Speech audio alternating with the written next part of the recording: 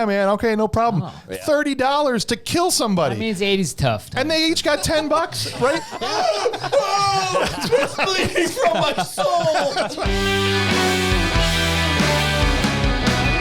Welcome back to Bad Movies Rule, the worst movie podcast ever recorded. And today, you got to remember, lesson number 1 is breathe. It's going to be a great show. We got Remo Williams.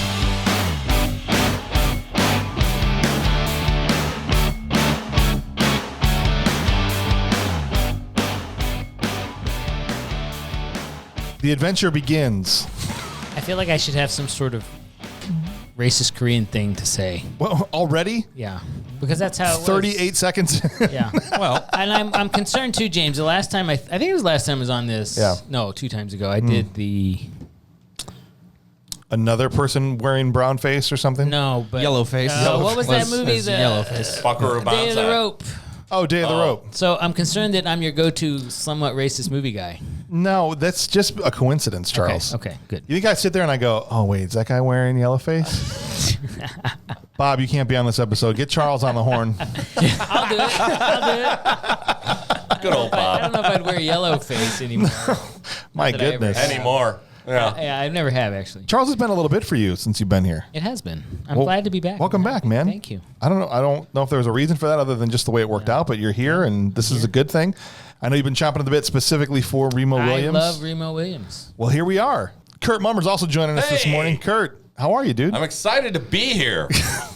Are you ever anything but jacked when you walk through? That's why I love your energy. I love He does this have place. I noticed that. I heard him coming up the hall, and he's all energy. Yeah. Yeah, All you the can time. hear him one floor down going, it's podcast time. That's awesome.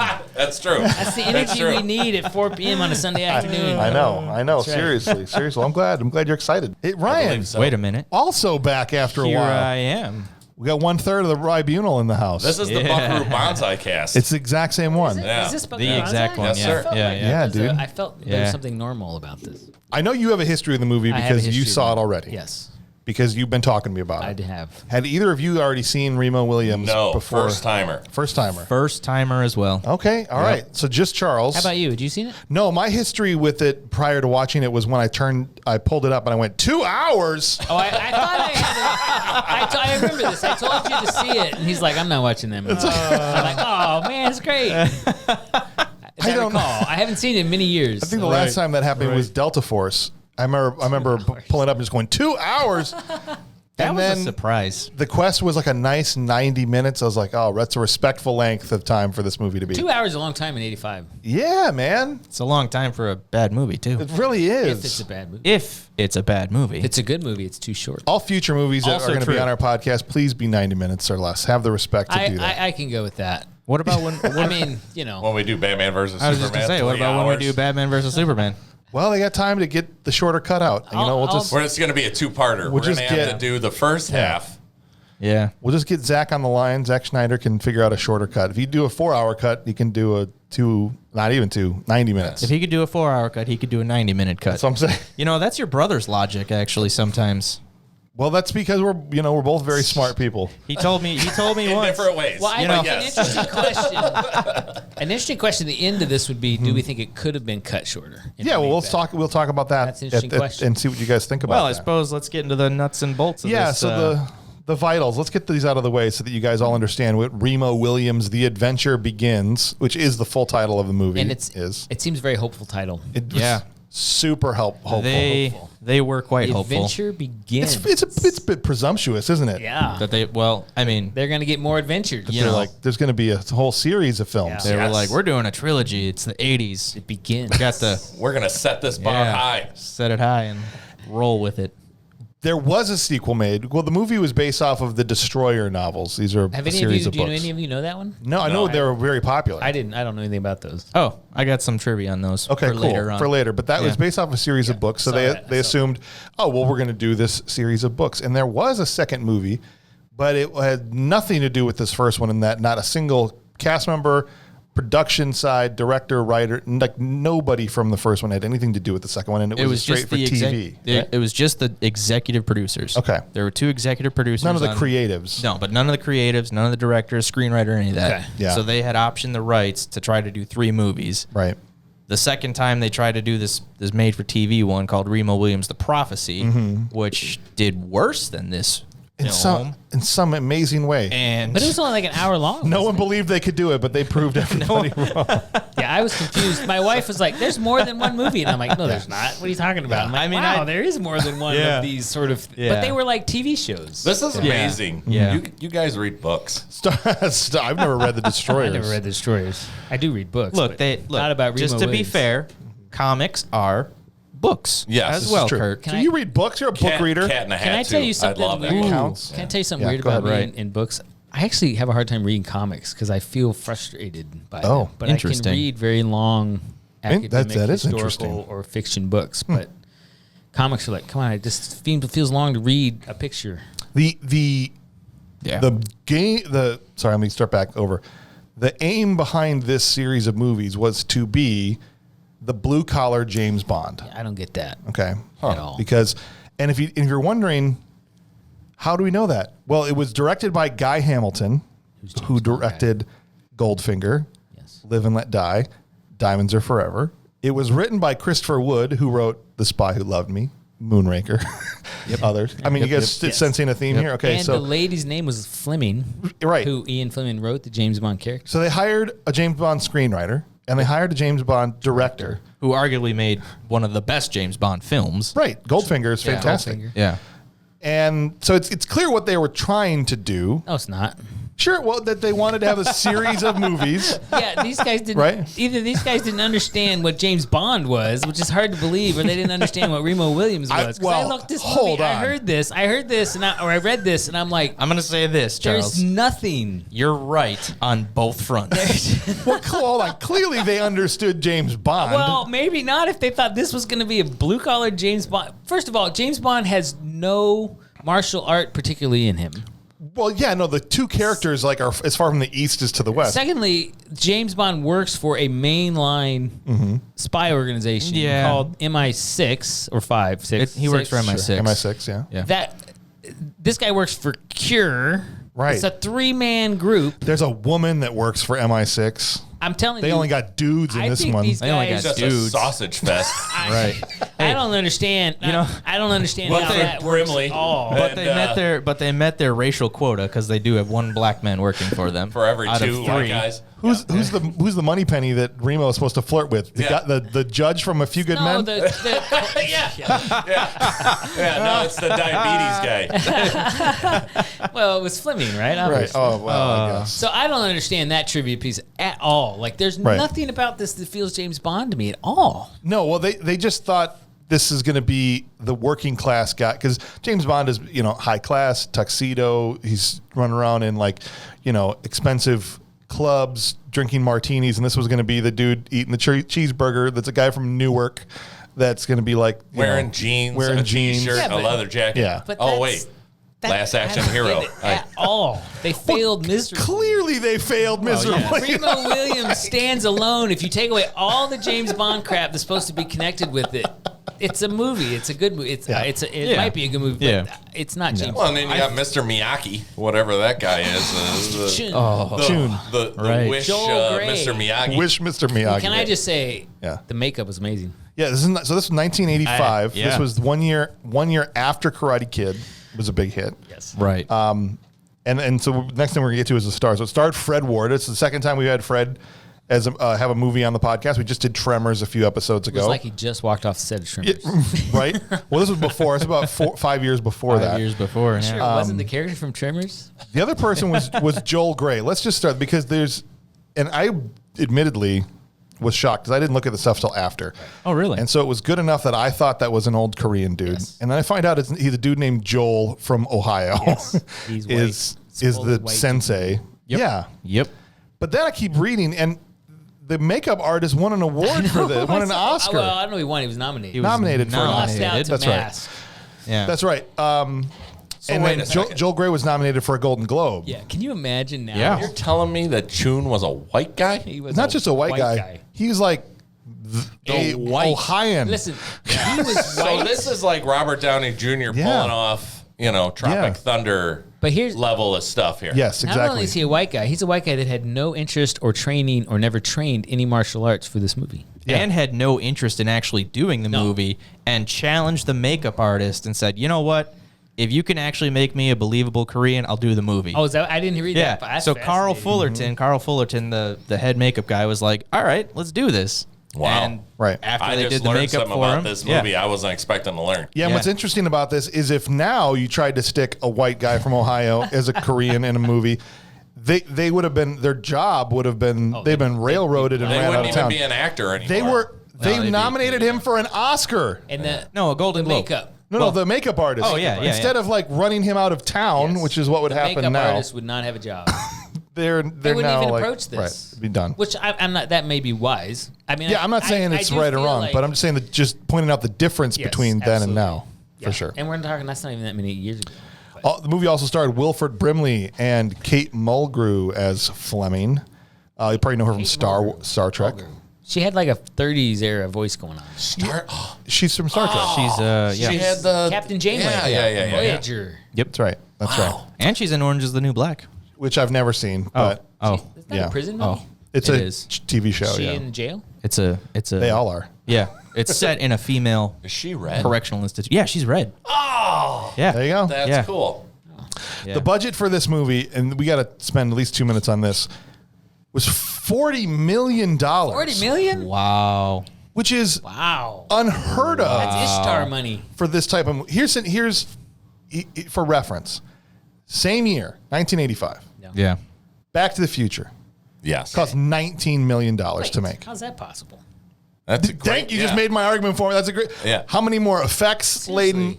Yes, and this they did nothing but break some 2x4s, and it's how did they spend Well, $40 million? maybe it It cost took a a lot to lot film at the. to build that Statue of Liberty. I was gonna say maybe it cost a lot to film Yeah. the Statue of Liberty.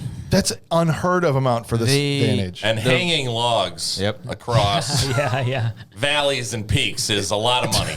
Well, that M60 rifle is pretty expensive, I'm sure. They The AR-60. The harp. The or harp. whatever. now the Back to the harp thing. Future. Yeah, Back to the yeah. Future made cost half as much to make. Which again, you look and would think it cost 4 times as much to make. Yeah, that's impressive. It made over $200 million in the 80s. I am absolutely positive Remo Oh, yeah. Williams made Yeah. 150 million. Remo Williams made $14 million. Charles, you were pretty. No, You were pretty close. Divide it by 10. Divide it by So 10, they and you're there. switched numbers basically That's- almost. I couldn't believe Yeah, that when I saw yeah. that. 40 million. They didn't Hey. have Fred Ward wasn't expensive. They No. should have aimed closer to the 19 million. No one was expensive, really. No. But, okay, so they did do a full-size replica of the Statue of Liberty from torch to I sternum. was going to say torch to, From torch to sternum. not the whole thing. Not the whole thing, but torch That's to sternum. expensive sternum. I guess, but that's a lot of paper mache. But is it like 40 million? What'd you That say? doesn't really even include the boobies of the statue. No, Yeah. that's what I'm saying. Wow. You think the boobies it cost? You know she's naked under that robe? Yeah. Wow. Most people are. Man, she's green? She's French. She's actually a She's very, French. I'm she's sorry. a I very didn't- lovely My bad. copper color, actually. You know, French babes don't shave their pits. That's right. I didn't know that. I don't. The movie. never This made is it. That's from French Home girl. Alone. this is another gotcha. This is another mind-boggling stat here. It's currently a 6.4 on IMDb. That's worth it. How? But here's the bona Really? fides. I feel like that's fair. The bona fides for it being on here were one, obviously the box office tanking, but then the critics 41% on Rotten Tomatoes. So the critics have said it's bad. The audience score isn't even fresh. That's at 56%, so a little better than the critics, but still under the 60% mark would be considered fresh. So about half the people that watch it don't like it, and the majority of the critics didn't, and yet it sits at a 6.4 on IMDb. It's because it's got a revival going on. Is that what it is? It actually does. It's recency bias? Yeah. Let me just say, Yeah. I don't know what I was going to say. Okay. At some point, it's going to come back to you. Let me say, I don't know what I want to I've say. had this problem recently. Maybe I should go see my doctor. I'll tell you though, at least right. in the scheme of the revival things, there's an organization called Kino Lorber. If you're familiar with them, they I kind am of take not. older classic movies Okay. and they give them a Blu-ray release or a 4K release. They recently did, like Silence of the Lambs. That one needed help. They did Remo Williams. Oh, okay. Did they really? Yeah, I have it if you would like it. I might. 2 movies of exactly equal quality. Is it that improved? Is it that improved to 4K? I don't know. All right, look, it's improved as our lives when you listen. So I appreciate that you guys are here and that you're listening. You guys are the reason we do this, the listeners at home. So thank you for tuning in to Bad Movies Rule week after week. You guys have been fantastic. Just want to ask you if you could leave us a rating, whatever podcast app you're using. That's always super helpful for other people to find us. The more that we get rated highly, the more they get pushed out. And if you haven't yet subbed to our YouTube channel, that's just youtube.com/badmoviesrule. Yeah, we put the episodes out on YouTube, but you like listening on your podcast app, you can keep doing that. But we are going to start putting out other content besides just our regular episodes. And so if you want to catch those, you got to be subbed over at the YouTube account, youtube.com/badmoviesrule. If you'd like to get in touch with the show, all kinds of ways to do that. You can follow us on Facebook, facebook.com/badmoviesrule, or you can email the show, which carries with it the possibility of you making it onto one of our mailbag episodes. And those are great, by the way. Those are a lot of fun. A lot of fun. And so I would say, send some hate mail to Bob, but Bob hasn't been here to have hate mail written for him. That's okay. Because he's missed like 7 episodes in a row. So we're going to send a search party out for Bob pretty soon. But the email address is thisshowIstrash@gmail.com. Again, it's just spelled out, one word. thisshowIstrash@gmail.com. I hope Bob's okay. I think We missed him on Xanadu. Yeah. I think he's fine. Could you imagine? Oh, that would have been great. I would have loved some Macho Man impressions. Maybe the hate mail guys finally got him. That's what it is. What if they abducted tracked him? down? Oh, well.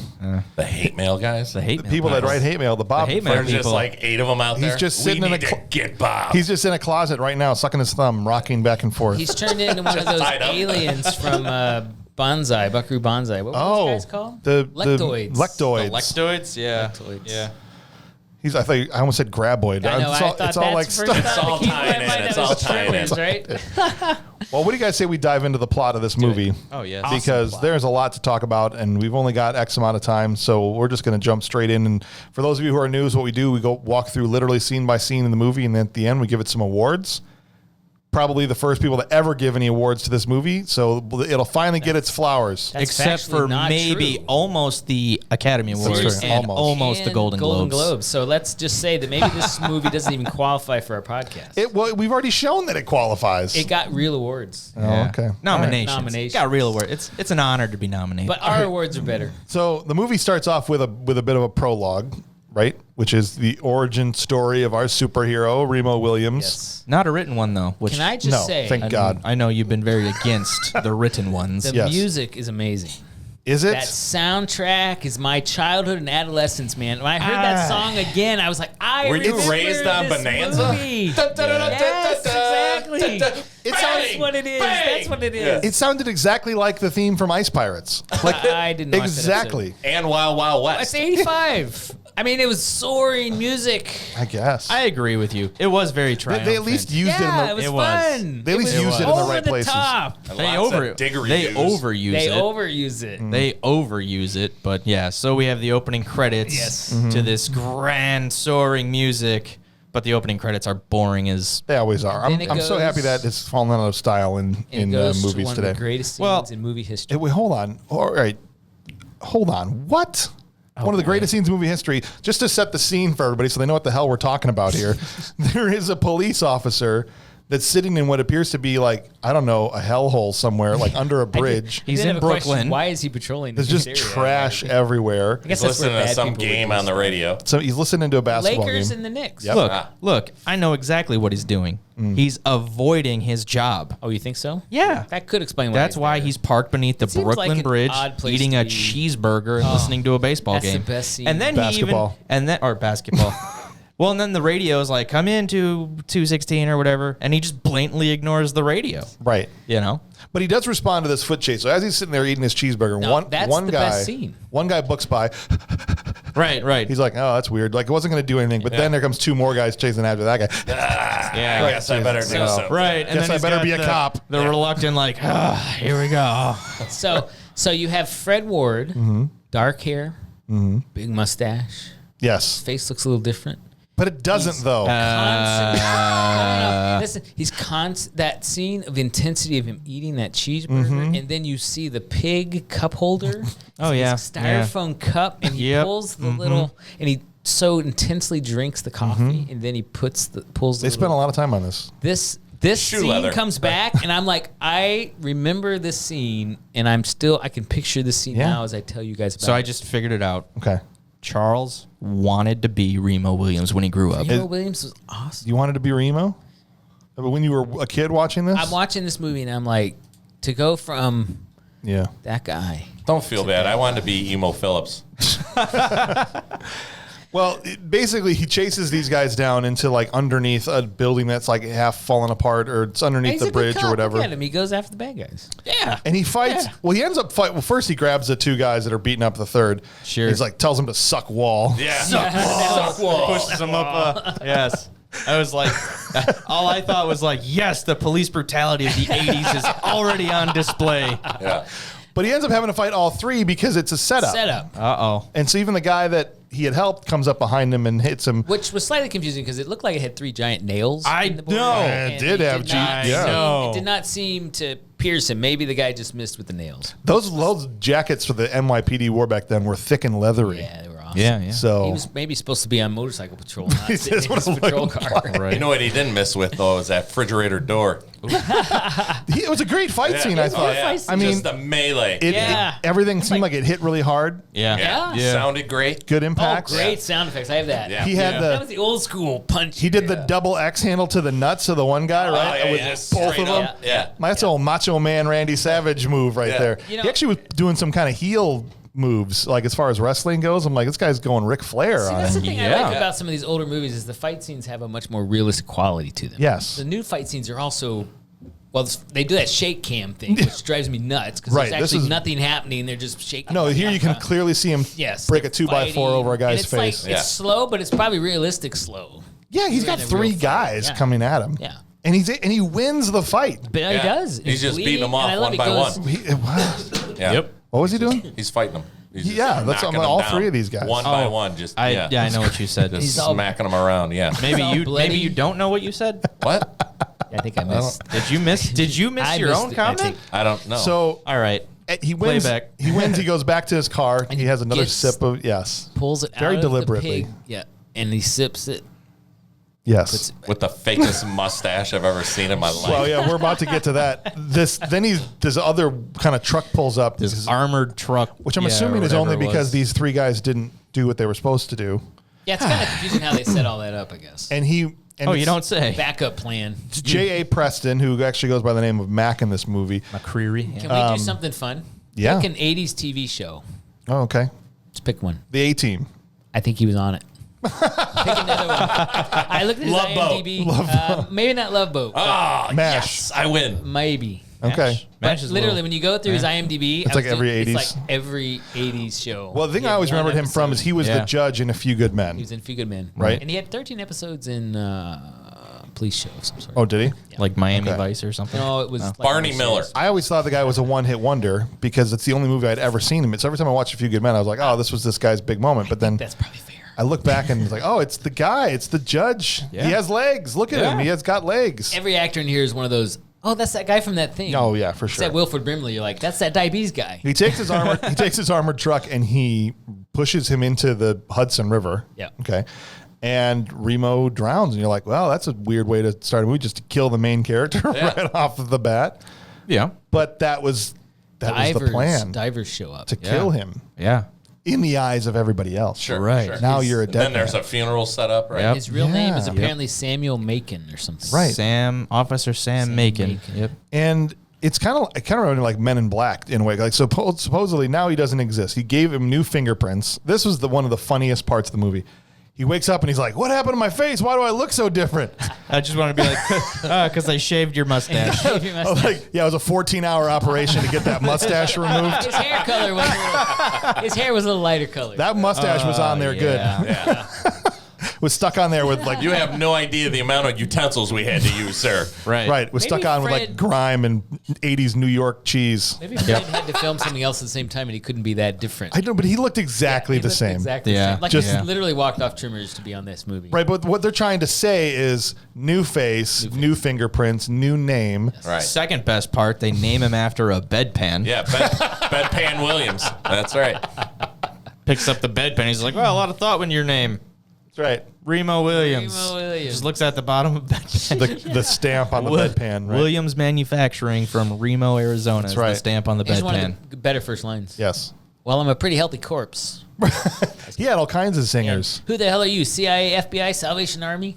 Yeah. No, to be fair, yeah, I really enjoyed His quick Remo as a character. He doesn't tell him much when I say he, I mean Mac, the guy that he doesn't, I don't think Remo knows, is the guy that ran him into the cell. No. Right. Oh, And- he might have. I don't know, maybe. What? But he just says If Mac ran him in? that Did he Mac know ran him in. I think he said Did you something know it to was the effect specifically of- Mac that did it? He just said, you guys went through a lot of trouble to, know. kill me to bring me back Yeah, or whatever. maybe. But the point is he's the only guy in the hospital room, and he tells him a little bit, which is basically, you're going to be a secret agent. He doesn't use those words, but you're going to be a secret agent working for our secret organization. Yeah. And now no one knows who you are. You can operate with impunity, and you're going to be our weapon. Or he actually says something really cool. He says, you're going to be the 11th commandment. Oh, yeah. That was, Yeah. Right. That was Thou also shalt really not get cool. away with it. That was a cool line, too. I like that line. And that's really all he knows. it's true. Well, that's why he tries to run away. Right. He just says, yeah. He's like, first nope, of all, I'm out of here. I'm getting out Well, of and this then place. it's like Fred Ward says, yeah. well, what do I do if I say no? And then it's like, well, and he basically tells him that, well, if you say no, we're just going to kill you anyway. anyways. right. yeah. So he has no choice, but he still tries to escape. My question is, why this guy? I mean, I know he paid they said kind of good, cursory. really good cop. Yeah. Like a true good cop. No family. He was no family, and he was ex-military, like Marine or something. Okay. Yeah. So he has Yeah, some skills. You don't recruit secret agents from Newark. That's just like I think that's got to be a rule in the playbook. I don't think that's true. Is that a trope? I don't know. Recruit, Hey, in real life, you recruit The the most best secret agents plain- come from Newark. Yeah. Oh, do And- they? And actually, Yeah. in real life, you do recruit like the most plain. I could be a secret agent. Are you a secret agent? Yes. He can't tell us. If I just tell told you, us. have If you're a to cop, die. you have to tell us. Am I? Charles I don't know. Charles is the director of the freaking I CIA. am.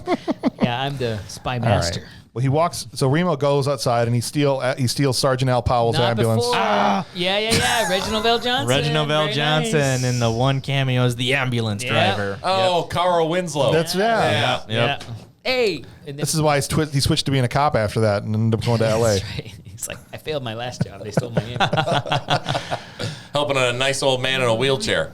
Right, but this is one of those stupid movie things where the How's the at bad this guy point in that ambulance? he's so smart. Or Sure. I knew you were Yeah. going to steal The this first, ambulance. the first major flaw in logic. I would agree. of the film. I wasn't even paying that close attention, and then Yeah. I'm like, oh, Might I even be actually the had to ask second- my wife. Right. I'm like, So why Mac is he- already in the back of why the is he ambulance. in the ambulance? Right. Because he knew Remo was going to try and escape and steal the ambulance. It's in this stupid. particular Well, hey, ambulance. they did have the internet, Yep. the interwebs before anyone else. Well, So that's maybe okay. they So knew. that's what I was going to say when we get there. So, which we can do that now. He basically takes him to meet Harold Smith. Harold Smith is the leader of this organization and the American Diabetes Association. And apparently, vice president of this bank, which Yeah, no one Beatus. cares that he's hanging out in his office. It's William. It's Wilford Brimley from Cocoon and a number of other things. many would things. take Many things. 17 Yeah. hours to remove that mustache. It would have. Yeah. That's what I'm saying. Definitely. And well, you know, it's really They would have to have a team of surgeons come Yeah. in if they're going to From all over the world. take his mustache Yeah. off. what's super freaky to me when I watch these movies. That's attached to his skull. Yeah, it's embedded. Yeah, sorry. Is that these guys are only like 6 years older than I am. Wilford Brimley was like in his early 50s. He was in his 50s when they made Cocoon. I'm Yeah. like, how is it possible that I am almost the age of Wilford Brimley, who always seemed old to me every time I saw him in anything? I want to say it was maybe 5 or 6 years ago, 2016. Halle Berry had a movie coming out, and somebody posted, "You realize she's the same age as Wilford Brimley was when he made Cocoon." And I was like, Wow. my whole mind was blown. I know. I had this conversation with my wife watching this, and we're like, we think people in the 80s looked older than they actually were. When they Maybe made it was lighting or makeup, or maybe it was just their harder don't know. life. When they made a Woody Woodpecker movie, I wanted him to be the live action walrus. I thought he would Oh, have been he'd great. be awesome. That would have been great. Yeah. I'm going Yeah. to catch that woodpecker. That's right. So he goes and he meets Harold Smith, and we find out it's really just the three of them in this secret government organization. He It's works Mac, like, directly for the president. and he works the answers to because Remo goes, "Let me guess, it's just the president." He's like, "Yep, pretty Yes. much." Right, right. Just us. He goes, he points to his computer monitor from 1983. He says, "We have this incredible new tool. It tells me everything." And I'm like, "Yeah, it's called the internet."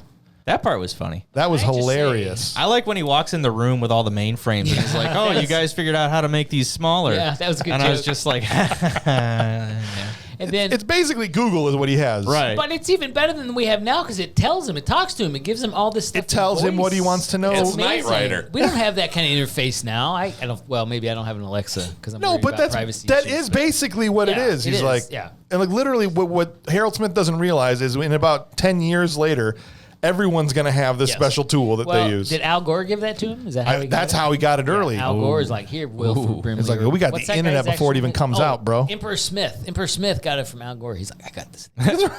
Oh yeah, he calls Sure, it's gonna work. because Chun Yeah. calls him Emperor Smith. Yeah.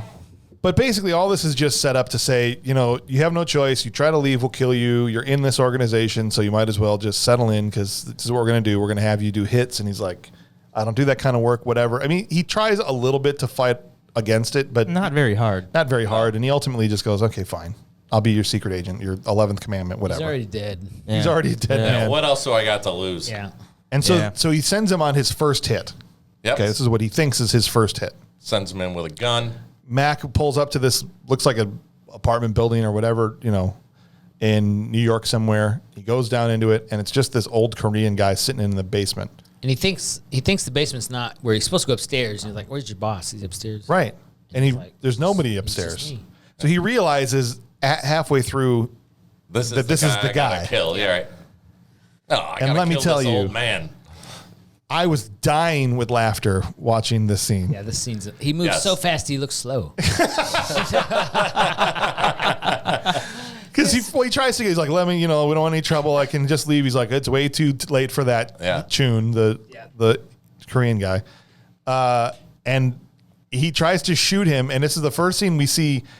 What's the name of the martial art? So somebody have that? Because Sininju. Sininju. It's a made-up Is it a Ju. real thing? No. It's made up. Right? it's made up for It's the Destroyer book completely series. fictional for the Destroyer. Right. Yeah. And so the master of Sinju, whatever. Sininju. Sininju. Cinnamon juice. Cinnamon juice. All right, so the Cinnamon guy, juice. Nice. the leader of cinnamon juice, he starts to dodge bullets, except each way is funnier than the way before. The first one, he just does I just duck out of the way. Yeah, But then I he move. starts doing the spin. Really slow spin. Yeah, he moves. does the spin. Wow. The He spin. does and a the spin lean. move slower than like a 68 rated halfback on Madden, okay? Like, it's just like so. And you hear the gun go off. Yeah. Then he does the spin Yeah. move. Yes. This is where perhaps some of the 40 million could have come in handy. This is where perhaps a modern remake Yeah. could come in handy. Because There the you go. bullet dodging thing that these people, Yeah, the it's- masters of this, are supposed to be able to do is It ridiculous. is ridiculous. Yeah. It's bad. Yeah. It's like they hear the bullet load in before Oh, he they talks even. about Yeah. that, yeah. Yes, Yeah. he says he's able later on that he's able to hear the Carpals. tendons And the metacarpal. in the trigger finger start to contract Yeah. before the gun is actually Fired. pulled. Right. And like if that was true, his ears would be bleeding if he was able to hear the tendons in people's fingers As moving. soon as the gun went off, Okay. he would be like, it's bleeding from my soul. That's what I'm saying, dude. Yeah. If you could hear that well, life would be hell for you. Yeah. Well, maybe he focuses. Sometimes like- he gives him that focus he needs at the Every time- moment. if he heard Charles walking around, he'd be like, Especially when I had trigger finger and my finger Right. clicked. Actually, I mean, That's what I'm it's like, saying. no, there's too many trigger finger people in this restaurant. I have to leave. I can't enjoy this.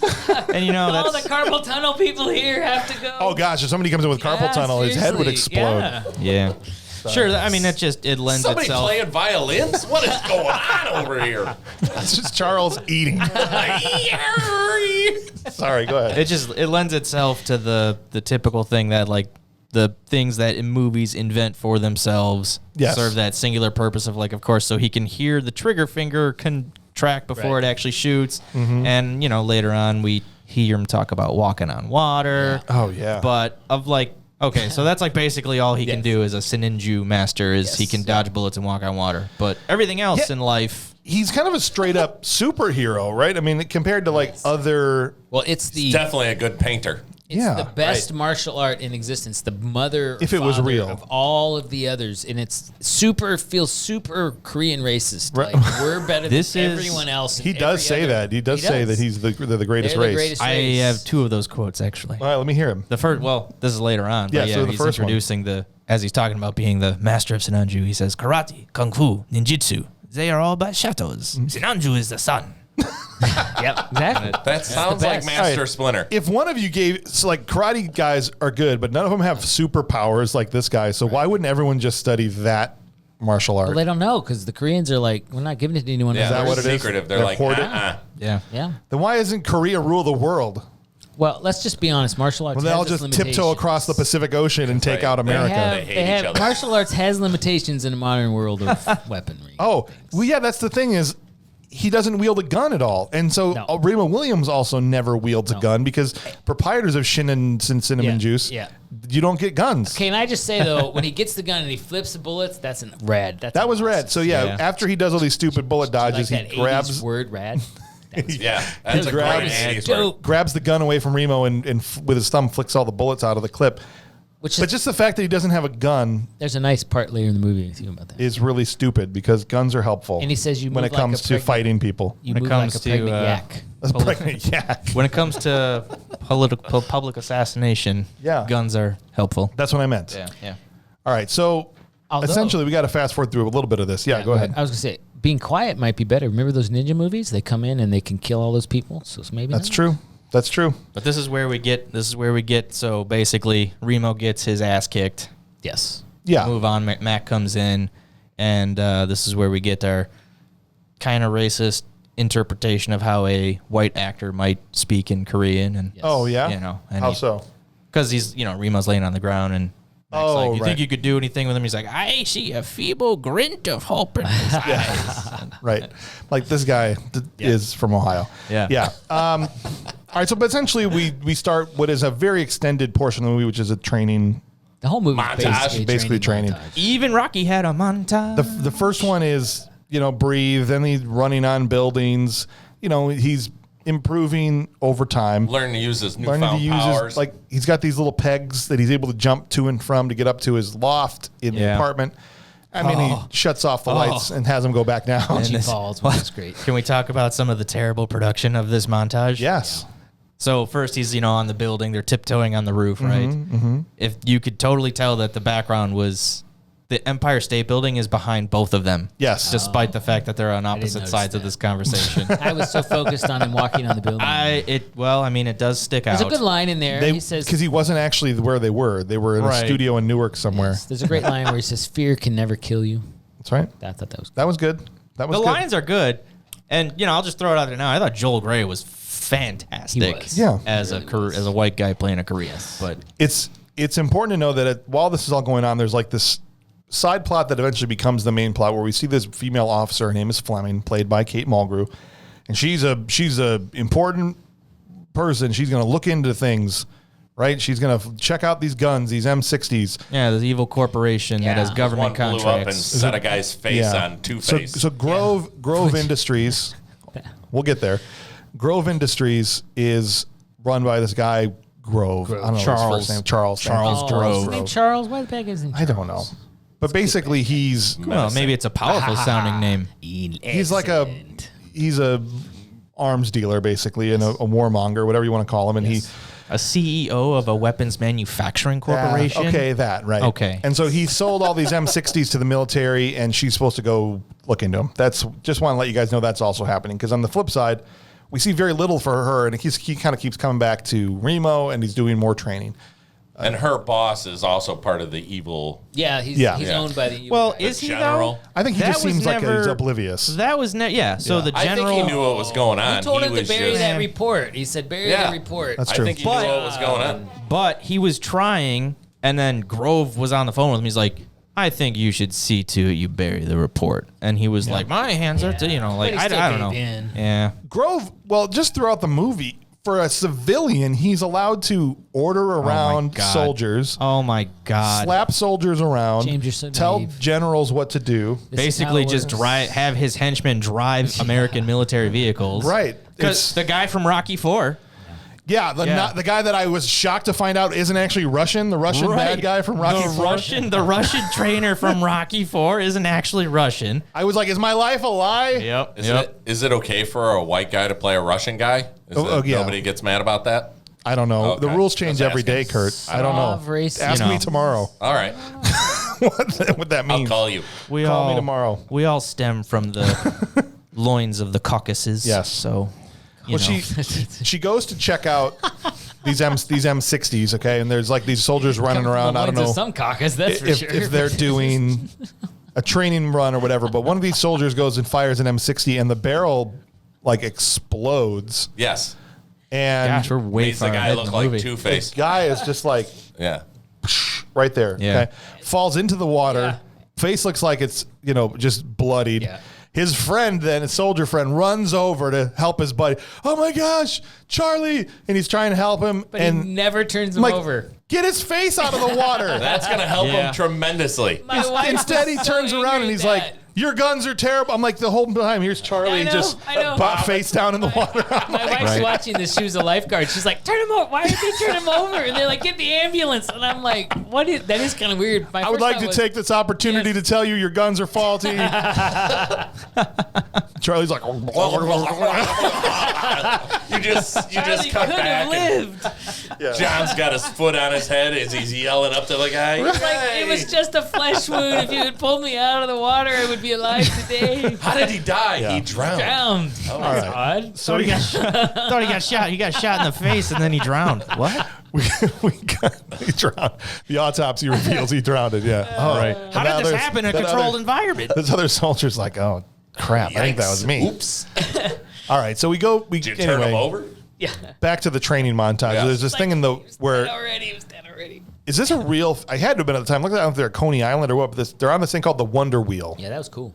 Was it cool? Well, I was I would like, not go on that'd it, be a strong hell no for me. yeah, on the, I'm with you Seemed on like the that. most rickety Yes. Ferris wheel of all time. Well, confronting death and living is supposed to be a high. He's just hanging from the bottom of. From the Wonder Wheel. Yeah. From From one the of the Wonder carts Wheel. of the Wonder Wheel. I wouldn't Some do what he of- did, but I probably wouldn't go on the Wonder Wheel either. I wouldn't even go on it the Yeah, way you're 'cause- supposed to, that- because there's ones inside the wheel Yes. that seem to be moving independently. I'll tell you That was guys. real. Yeah. One of the wonders of the Wonder Wheel is that intricate design Yes. where the cars kind of fly through the lattices of the actual wheel itself. I And bet that's that why was real. Some of them are affixed on the ends, like a traditional, like a one. traditional Ferris wheel, you have the affixed on the end, and then you have these interlaced ones in the middle. I bet Yeah. that Yeah. was a real ride. I bet you it is not. I can't currently imagine. a real thing. It's still there, and they on. haven't touched it since Seriously. this movie. we the should, ask, Wonder- we should ask one of our 11 viewers.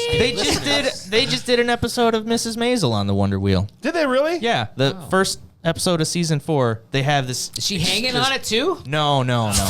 It's more of a chaotic. If you're familiar with For Mrs. comedian Maisel. training. Mrs. Maisel's high on coke, and she's like, "I'm gonna hang on the Wonder Wheel." Maisel, come back! You're a comedian. Practice your jokes. Practice Yeah. your jokes while you're hanging from the Wonder if you Wheel. can do your jokes while hanging on the Wonder Wheel, you can do it in a whatever audience theater. Right. Woody Allen All made right. a movie called Wonder Wheel like 5 years ago. Did he? Also set on the Wonder Wheel. Oh, so this is in like, and around the Wonder Wheel. So we have to thank Remo Williams for giving the movie industry Wonder Wheel. Well, there you go. What made Well, the thank Wonder him. Wheel famous? That's right. Apart from its own wonders. There's a few other things they keep going back to, and I went back to this wheel a lot, which I didn't think was that funny of a running joke, but this idea that Chun is super into soap operas. Yes. Yes. I thought that was funny. Yeah, it's funny as a joke, but then we go back to it four times. What's the rule of 3, right? I don't Yeah. know. But he's at one point he's just up on his fingers. I thought that was pretty awesome. Yeah, he's just sitting there. Sitting on his fingers Holding watching himself a soap up. Just opera. sitting watching his By his soap two opera. two index Yeah, fingers that and was a awesome. middle finger. Yeah. Yeah. But I like it. They're at least attempting to color his character a little bit to give him some, depth Oh, yeah. past just like traditional archetype of, Chinese, I Korean, sorry. I teach you, this Asian The- art of some that's it. sort, and that's it. Yeah. The funny part about that too, that scene about the soap operas, he's like, "This is the only good American art," and he's like, "What are you talking about?" It's like got family and love and loyalty, and Yeah. Right. he's all into it. And he's like, I "We thought gotta get that was funny Yeah, I too. thought that I was like good. that. Yeah, I here's- liked go the ahead. dynamic between Remo and Chun. That was one of the best parts of the movie. Yeah, Yeah. I thought it was definitely one of the best parts of the movie. Was their back and forths were They great. had, they had great, like, I love when he's like, "Hey, how old are you?" And he's like, "For an he's like, or whatever. Yeah. He's like, "For an apricot, Yeah, yes. yeah. For a head of lettuce, even more so. For a mountain, I have not even begun in years. For right. a man, I am just right." Yeah. I want to say this to someone. That's a great line. This is like now That's on a my good list line. of like, Yes. I can't wait to Yeah. use this in real life on someone Yes, that asks that me was how great. old I am. Teach your kid. There are plenty of ways that it's good. Here's what I struggled with all these training parts, which there was a lot There was a of. lot. Yeah. Is that in most movies with these training montages or even extended periods of the movie where you're going through a training phase, Sure. They try to at least keep it all relevant to the stuff he's going to need to do. Yeah. Like what he's learning will directly be utilized or be necessary for his job. But in what way do you ever need to be able to jump into a pile of sand and then come out the top. just explode out the top? Like, they're doing, and that's only one example. Yeah, they did this just right. a lot of random crap that has no purpose. Showing how amazing he is. That was one of the most ridiculous. Did you see that when they just dove into it? And you're like, wow. It's like diving into the ocean and then just pops right out of it. Yeah. What if they were setting us up for all the sequels and all that stuff? Oh, they were going to pay that off in Remo Williams 4. Yeah. It could have happened. Skyloft. Yeah. He has to. Who saw the harness or the track? I heard there was in the a top lot of the of frame. harnesses, Oh my god! When he gets yanked out of the sand?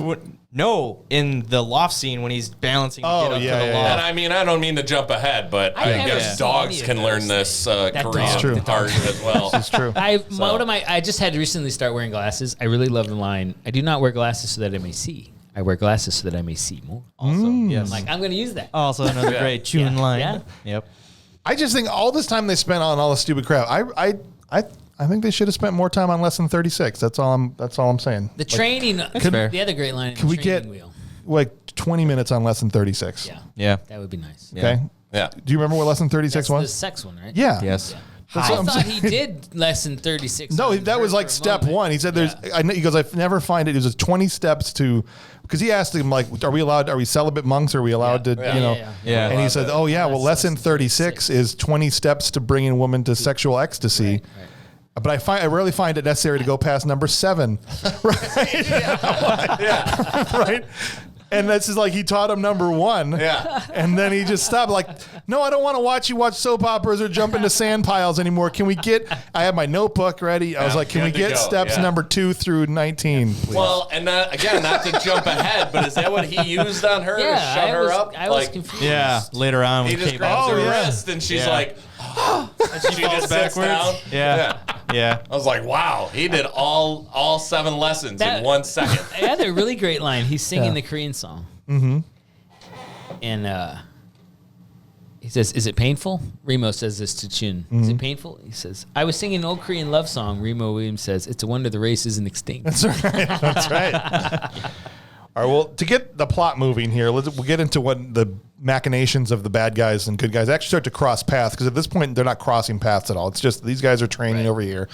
Groves is trying to, pass off these shoddy guns and stuff over here. Wait a minute. You mean it's like a genius plot where 2 separate things eventually converge to which we become never could have one? anticipated. Did you anticipate that was going to happen? Yeah. Oh, wait. Never mind. Well, and actually, the real plot of that whole Grove thing is what is this harp thing? Right. Because it costs you so much money, and he's like... Because they're surveilling wants to him. know. Well, I say Harold Smith Cure. is surveilling him to find out what is, well, 1, if he has diabetes, and 2,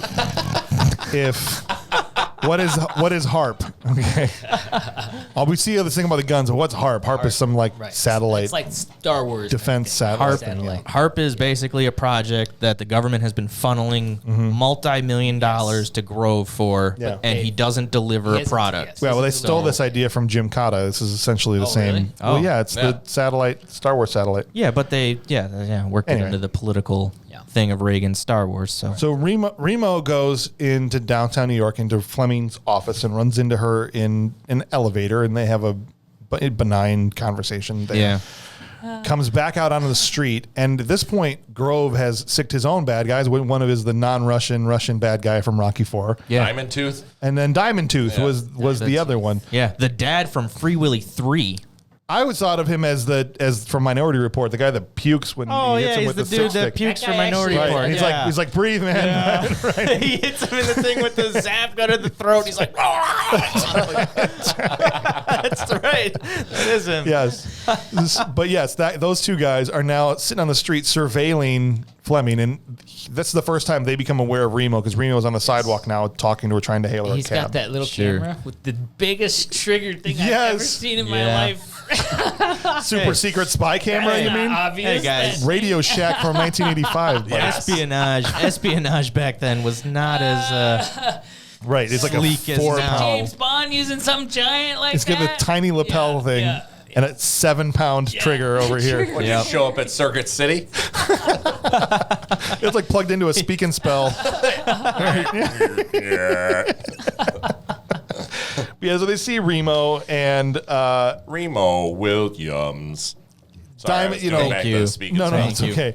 Diamond Mouth says something smart. No. He tries to pull up, but Remo's blocking his way. And so they have a little like, "Hey, you talking to me?" kind of New York thing. Yeah, and he straight up, Remo just starts choking this guy. Right. Best lines in the whole movie. Which was what? The cop. Oh, the cop. I don't know who that was. Kick your skinny white ass up and down the street if you don't stop kung fu in that man's throat. that man's throat. Yeah, she was great. She was awesome. I was like, can we have her in this whole movie? What was the other one she said? Because then she had another good one too. Yeah, she said something like about like police action. She's like, we say that bullshit for the Upper East Side. Yeah, that was great. But I just laughed so loud. My wife and I both kung fuing. Like that is the greatest. Can we get Wilford Brimley on the phone? Can we get rid of? We need to recruit this woman. Can we get rid of the judge from A Few Good Men, because he kind of sucked, and then bring in this lady? Yeah. She's not like, maybe I should consider assault charges and arresting Remo Williams. Just stop kung fu in that man's throat. That was so great. All right, so the one of my favorite parts of the movie actually was that. Yeah, but based off of this little interaction, the non-Russian bad guy from Rocky IV is basically he's like kill Remo Williams, like orders the head. Is that Grove's henchman you're talking about? Yeah. Not the guy with the diamond tooth, the other one, the older guy. Oh, yeah. Okay. He says kill him. Now, this sets up the big set piece of the movie. Yes. Which I have lots of questions about. Yes, there were some issues. But before I want to paint the picture here before we dive into it, because I don't understand how they knew that he was there at the Statue of Liberty. And why were they allowed to go up there? Why are they allowed up there? Yeah. Well, because at one point, which I won't spoil what's going to happen, but somebody says to him, like, "Hey, you're not supposed to be up here." Yeah. Even though right before that, another construction worker is like taking Chun down in the elevator, like he works there. Like he works there. They're like, no big. Oh, you guys want to come down? What if he did? I was just gonna say, what if he did like an old Sinanju mind trick? Yeah, I don't know.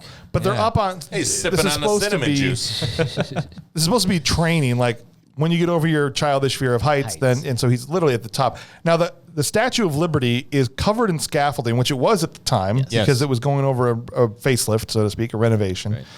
And it's just covered like head to toe in scaffolding. You can barely even see the statue. Yeah. What's really cool about this is the director saw that this happened and thought, oh, what a great opportunity for a set piece. Yeah. They were allowed to film so some of these shots are on the scaffolding at the actual Statue of Liberty. But then they also, as we were saying earlier, had to build one. Yeah. And then intertwine those shots from sign to torch. Shots, yeah. Right. Yeah. And those were shot in Mexico City. Which is weird. And then there was other shots in New Jersey. Yeah. And so they were able to combine shots from 3 different places. And so kudos to the filmmakers because it looked seamless. Yeah, it did.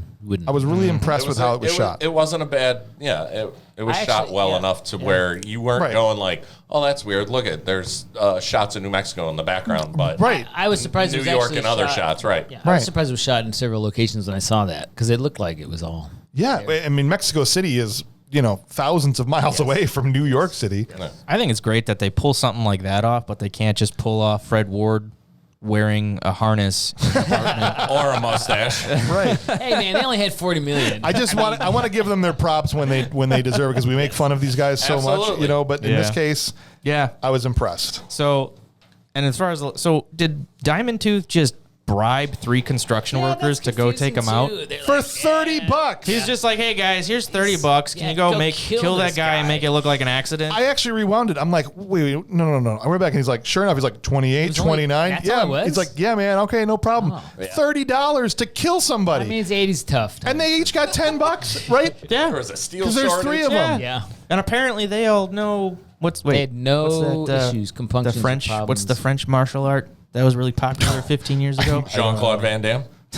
Yes, but parkour. Each of them get $10. So these guys know parkour and they get $10 to off a guy to go murder somebody. On some beer when they thought I was done. And then tell me they're not just straight up psychos about it. They are. They get up there, literally. And they're like, Maybe that's why they did it so cheap. They're like, finally, our chance to kill someone. Right. We've been having lunches for the last 2 months up here. Right. We're ready to off somebody. I've been thinking about knocking my buddy off just to see what would happen. Just you slipped off that scaffolding.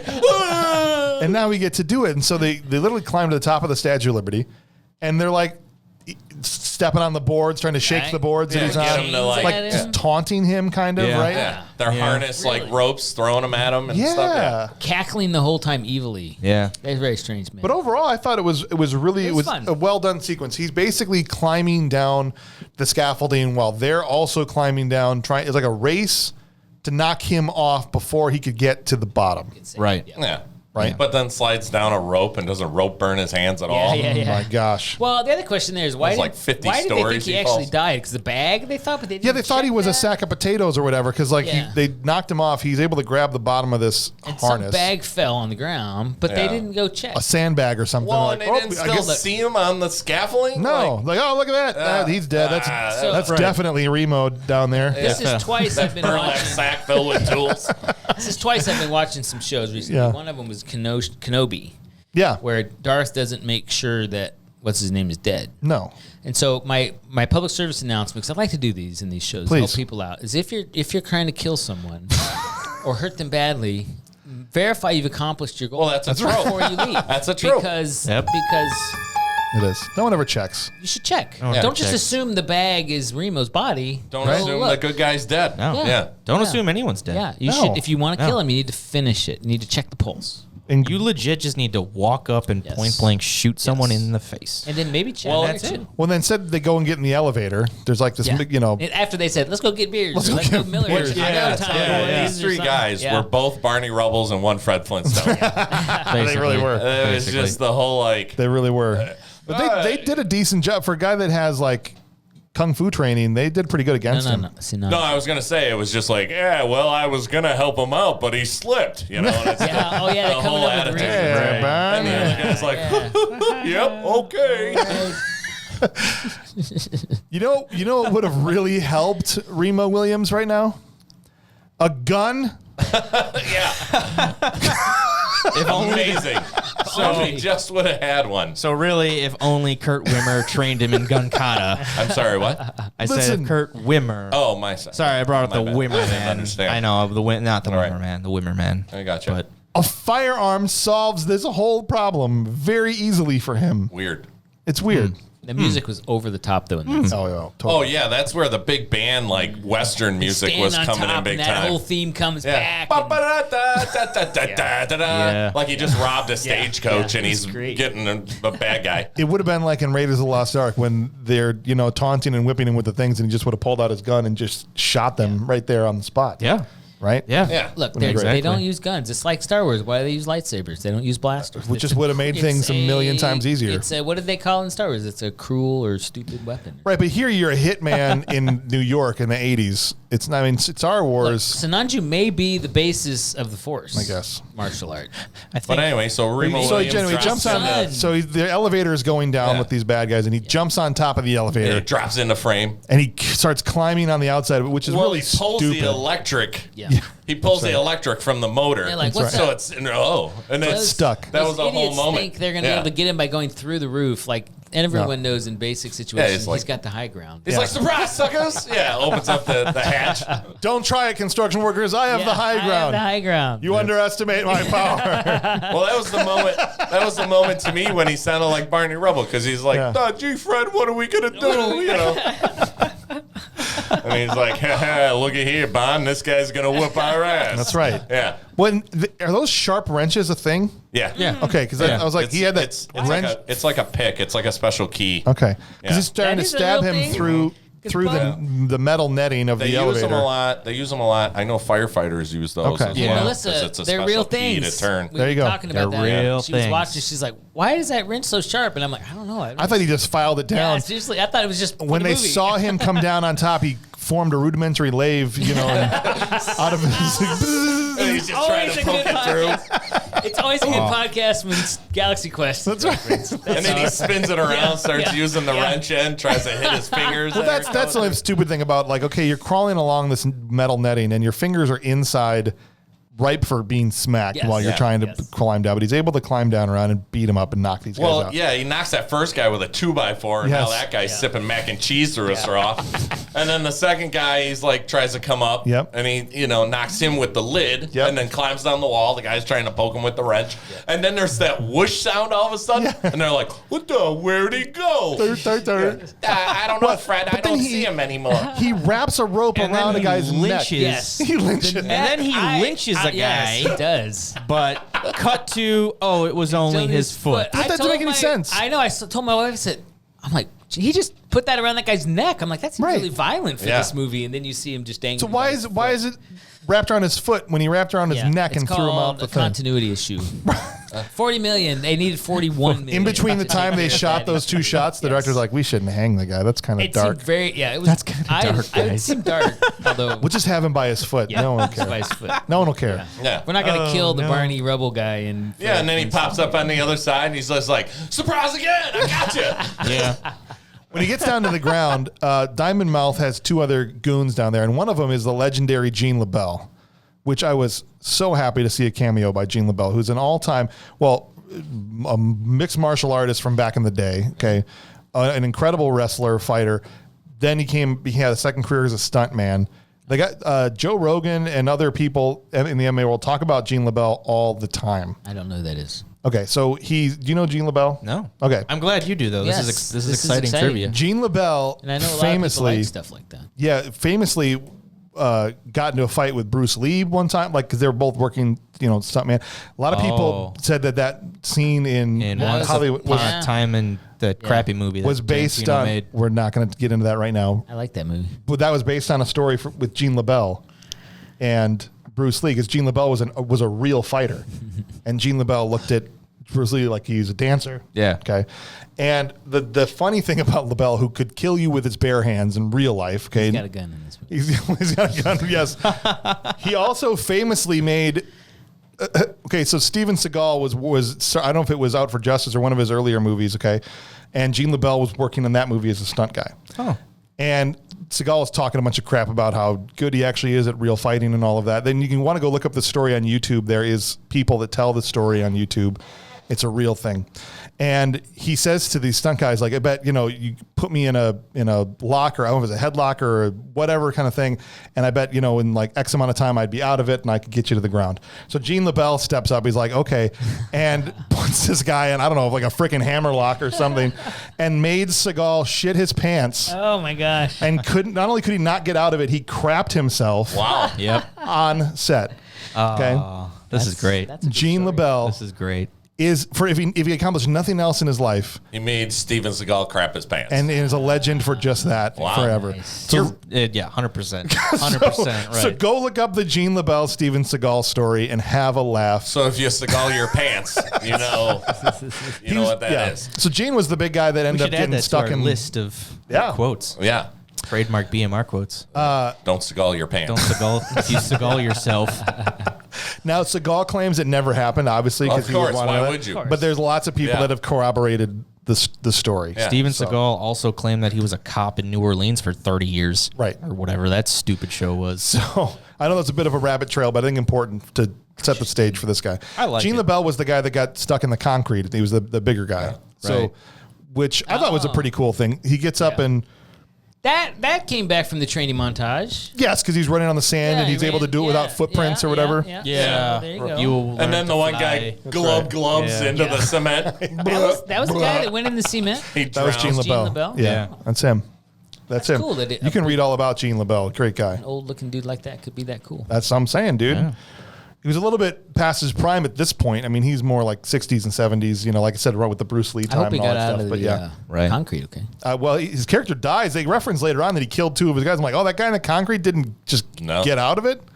Nope. Well, at that- He's And just still in there inside the sidewalk? I Like, love that they cut to the one guy. I was just after- going to say, Construction workers did just- you see the construction workers' They weren't reaction? doing nothing about that. I would have loved if he just reached over, grabbed a trowel, and was just like, all right. That's probably, this is New York in Just the putting 80s. them That's in. probably the third guy that went in there that day. probably. Look at this guy. Son of a... the guy, This is the third guy this the week. guy runs across. He's like, come on. All right. Hey, yeah, Okay. forget about it. That construction worker that reacted to the death he was a potential trash can full of dirt nominee. Yes. All right, so we're already past an hour, so to move a little quickly here, Remo finds out that this is right after that.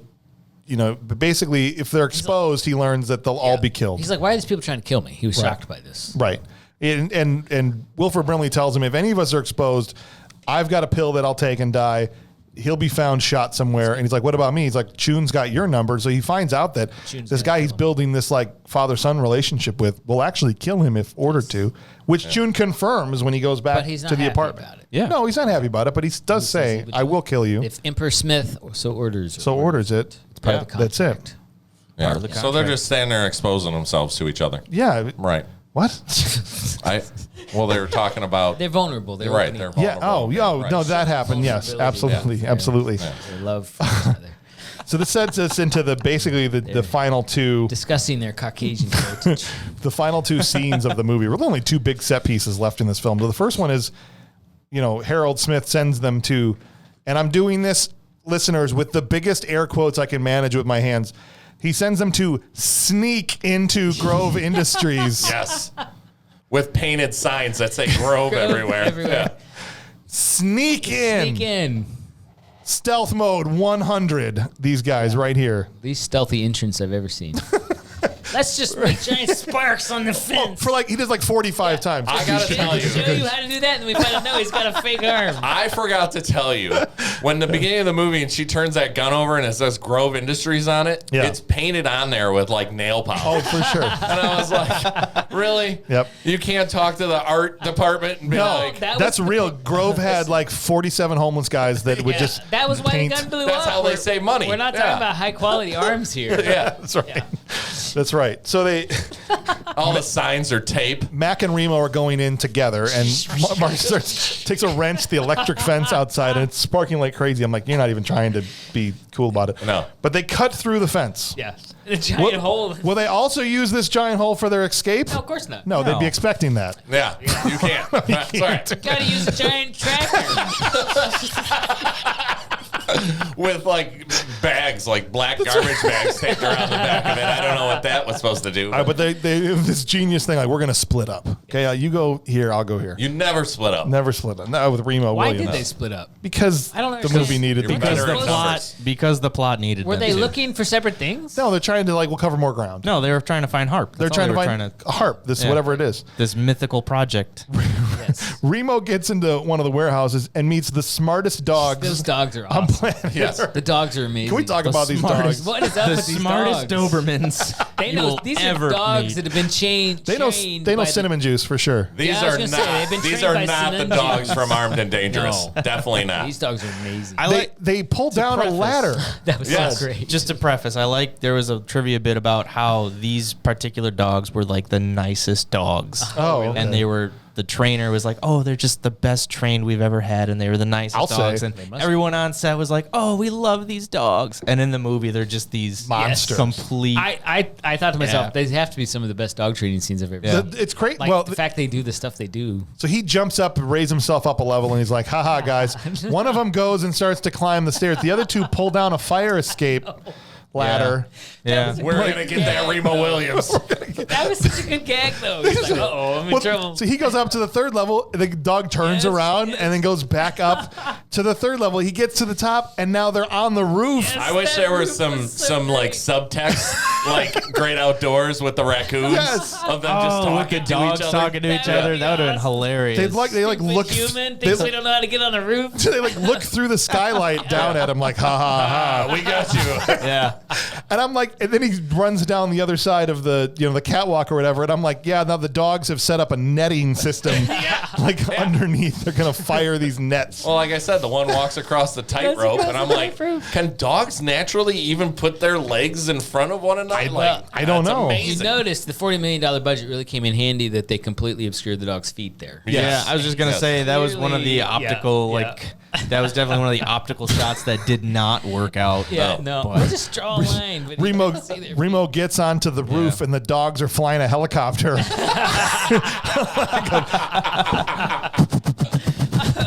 between the legs. Got a headset on with a microphone. That's what I was That would have been so awesome. So would he have been a dog pilot? That's exactly. Dog fighter. Yeah, And- fighter pilot. But that's almost the level I know it seems ridiculous, but they were bordering on parody here. Like Yes. it was almost Yeah. That was tough. ridiculous. But That was tough. they sort of gave a nod to it too, though, right? Like he knew this was. But there was a lot of moments like Yes, that. You're just they like, were. really? No, I know. This movie. That's why I just wish they'd gone that one step further and had him flying the helicopter or just something. make it, you know, either make it just do funny or It don't. was right Like, on the edge. It yeah. was appropriate. I mean, They flirted with it. yeah. He then gets attacked by rats and Also trained. trained rats trained to go for the nuts. Juice. Yeah. And he falls through. He like in the most stealthy way possible gets rid of these rats, like crashing through windows and boards and finally these things get out of his pants or whatever. And I'm like, how does everybody that works here not know at this point with all the barking dogs and crashing windows Well, and that's what I boards? thought. Who's minding Because the these dogs? Don't you usually have someone- two armed guards were sleeping. Yeah, they were not. Remo Good. Williams one as cutaway of the Remo whole- Williams as an action just hero. sleeping. His call sign is just shattering glass. He's terrible. That's his Goes thing. through a lot of Nice. glass. Yeah. Yeah. He finds the satellite and it immediately gets destroyed by this laser I don't camera understand that. and The blows dogs. up. Was The it dogs were because running they the were- laser camera. I mean, Remo really doesn't. He really kind of sucks at this. He's supposed to be this trained. Well, but that's what I don't get. Like, did they intend to destroy it if anyone got close to it? Because I it was think that's fake? what it was. That Sure. must be what it That's is. what they say later. Yeah. The Because point is, every like, bad guy device in every movie ever has a fail-safe course. destruction mechanism. Of course. what's Doofenshmirtz frustrating? does.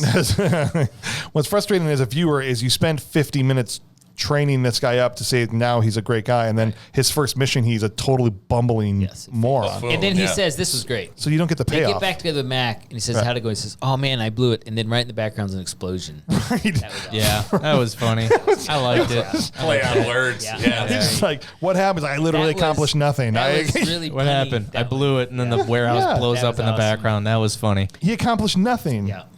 Nothing. And then McCready, You know- we learned, or McCleary, we learned can't dodge bullets. Well, and Mac was the one that was like, "Oh, don't worry, I did." Right? It's like it was the ultimate cop out. He's like, "We just followed you for 10 minutes watching you bumbling around, but don't worry because the guy we weren't watching accomplished the mission." Right. What did he get? I don't. Whatever it was, he handed to him at the end. He's like, "Make sure Harold Smith gets this or whatever," because as they're running out. Like you said, they're like, "Oh, what's the stealthiest way to get out there? Use the fence hole? No, bulldozer escape, and we're gonna jump on this Yeah. very conveniently placed bulldozer, Yes. Tremor style, Yeah. okay, Yeah. and just crash through Wait, this I've electric seen fence." this in another one of my movies. this In We the need to do future. this in the future, right? Yeah. Actually, Tremors ripped off Remo Williams, I guess. Yeah. Oh, Tremors Well, that's what I'm saying. He was in Yeah, Tremors. 5 years later. He was in Tremors, and he was like, "Hey, I know how we'll get away from the graboids. Yeah. I got this great idea with a tractor." This guy, Remo Williams. But Mac does get shot, okay, and I thought there was a nice homage because early in the movie, when he got beat up by Chun in the apartment, and he says that dodging bullet thing. He says, that's pretty cool. He says, can you dodge bullets? He says, not if they're slow enough. only if they're slow He enough. gets shot. And he gets Yeah. killed by I thought one. that was pretty good. But he And it gave is- up his arm for the dog. Yeah, and in this dying breath, well, we find out later he's actually still alive, but he kills himself in the. Oh, yeah. He's That a was kinda prisoner. Unnecessary. Why not just have him die on the field? Yeah, I there? don't get that. You know, That was kinda- I don't know. But he says, "Give this to Harold Smith, whatever it was, the MacGuffin," and he's MacGuffin. captured. That's what the No, things I are know. called. I just- And he Great name. is captured, but then they've got him hooked up to a ventilator or whatever, and he ends up just killing himself. Mac does. Guess Harold- it shows his dedication. Yeah, no, for sure. But anyway, Harold Smith and his internet machine send Remo then into this military base. Yeah. They're like, we're going to kill Grove now. We're going to kill Grove. It's time to. So this was the last two set pieces was sneaking into Grove Industries and now going there to Yes. actually kill Grove. Right. Where Grove is ordering around a general and commanding the military. Doing whatever he wants. His right? guys, they just got basically carte blanche of, just pick up that military Jeep over there and drive it around, guys, and Yes. go do your thing. And what was really funny to me is the first part of the scene is the Russian, non-Russian bad guy from Rocky IV and Diamond Mouth and Grove are all sitting in this room accusing Fleming of being in cahoots with Remo Williams. They like show him the pictures. Like he's like, I don't know who this is. I've never been anything with this person. They look out the window 2 seconds later and she's having a conversation with Remo Williams. Yeah. Yep. I'm like, yo, that's a bad look for you. That's Really? That was very convenient for them. She was like super weird towards him from that point on. Yes. She's like, oh, you're my boss. Or you're like, Yeah, and she's, oh, you one of the good guys? intelligence, and you're the He good doesn't guy. answer her No, questions. it's really weird. The whole and dynamic is weird. She's like super independent with the one with her general boss or whatever, right. and she's like, I'm a smart, independent woman kind of thing, and then all of a sudden he's around, she's like, I'm goo eyes. That's weird. It's like Fred Ward, man. It's not, No. I mean, I'm It's saying not as Fred if Ward. it's Bruce Willis or Ed Harris. Yeah. Fred Ward is a handsome man, but he's not Ed Harris. Ed Harris almost played this part. Bruce Willis and Ed Harris almost played this part. I know. Christopher Wood, the writer Christopher Wood, later on said, "Man, I really wish we got Ed Harris because he thought it would have been more successful." I probably would have been. No offense to Fred Ward. I like Fred. I thought he did a great job. I do too. Absolutely. But anyway, so the not Russian bad guy from Rocky IV sees them out there, marches them straight into a gas chamber. He comes out saying like, "Oh, we're gonna help you. You're the one looking into the weapons. Oh, hey, come follow me. We'll help. Yeah, we got some answers. We'll have you sign a form here. We'll wrap this thing up in about 4 seconds. We got this. Come help us out. Yeah, check marches them straight into Remo and her straight into a gas chamber. Yeah. Goes into the control room. There's Diamond Mouth smiling at him and turns on the gas. She lasts about 30 seconds. Yeah, she's like, I gasped. I'm done. I'm just a girl. Fred is like still up and kicking to a certain extent. He's trying to control his breathing and all that stuff. Right. Diamond Mouth then pulls the biggest boner in the whole movie. He's like, I'm not going to wait. I could literally just sit here and wait till this guy's dead. Yeah. But no, I'm going to go in there with a gas mask on. He was pissed that he kung fu'd his neck. And start beating up on Remo inside the gas chamber with the gas still on.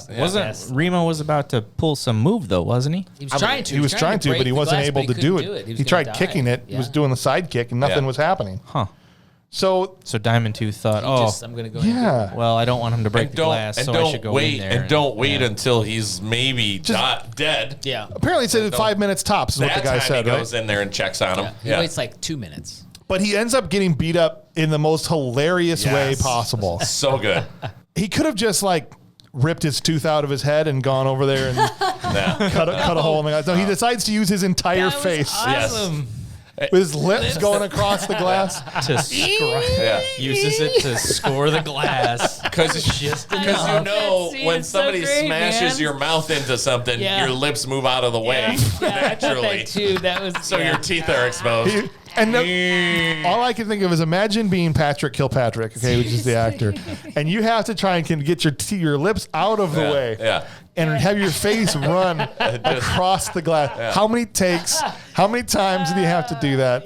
Poor that guy. was $40 million went into training him to move his lips out of the way, which is like impossible. It was hysterical. Or they so Diamond Tooth cuts the glass. Scores it. But then the glass breaks a second early.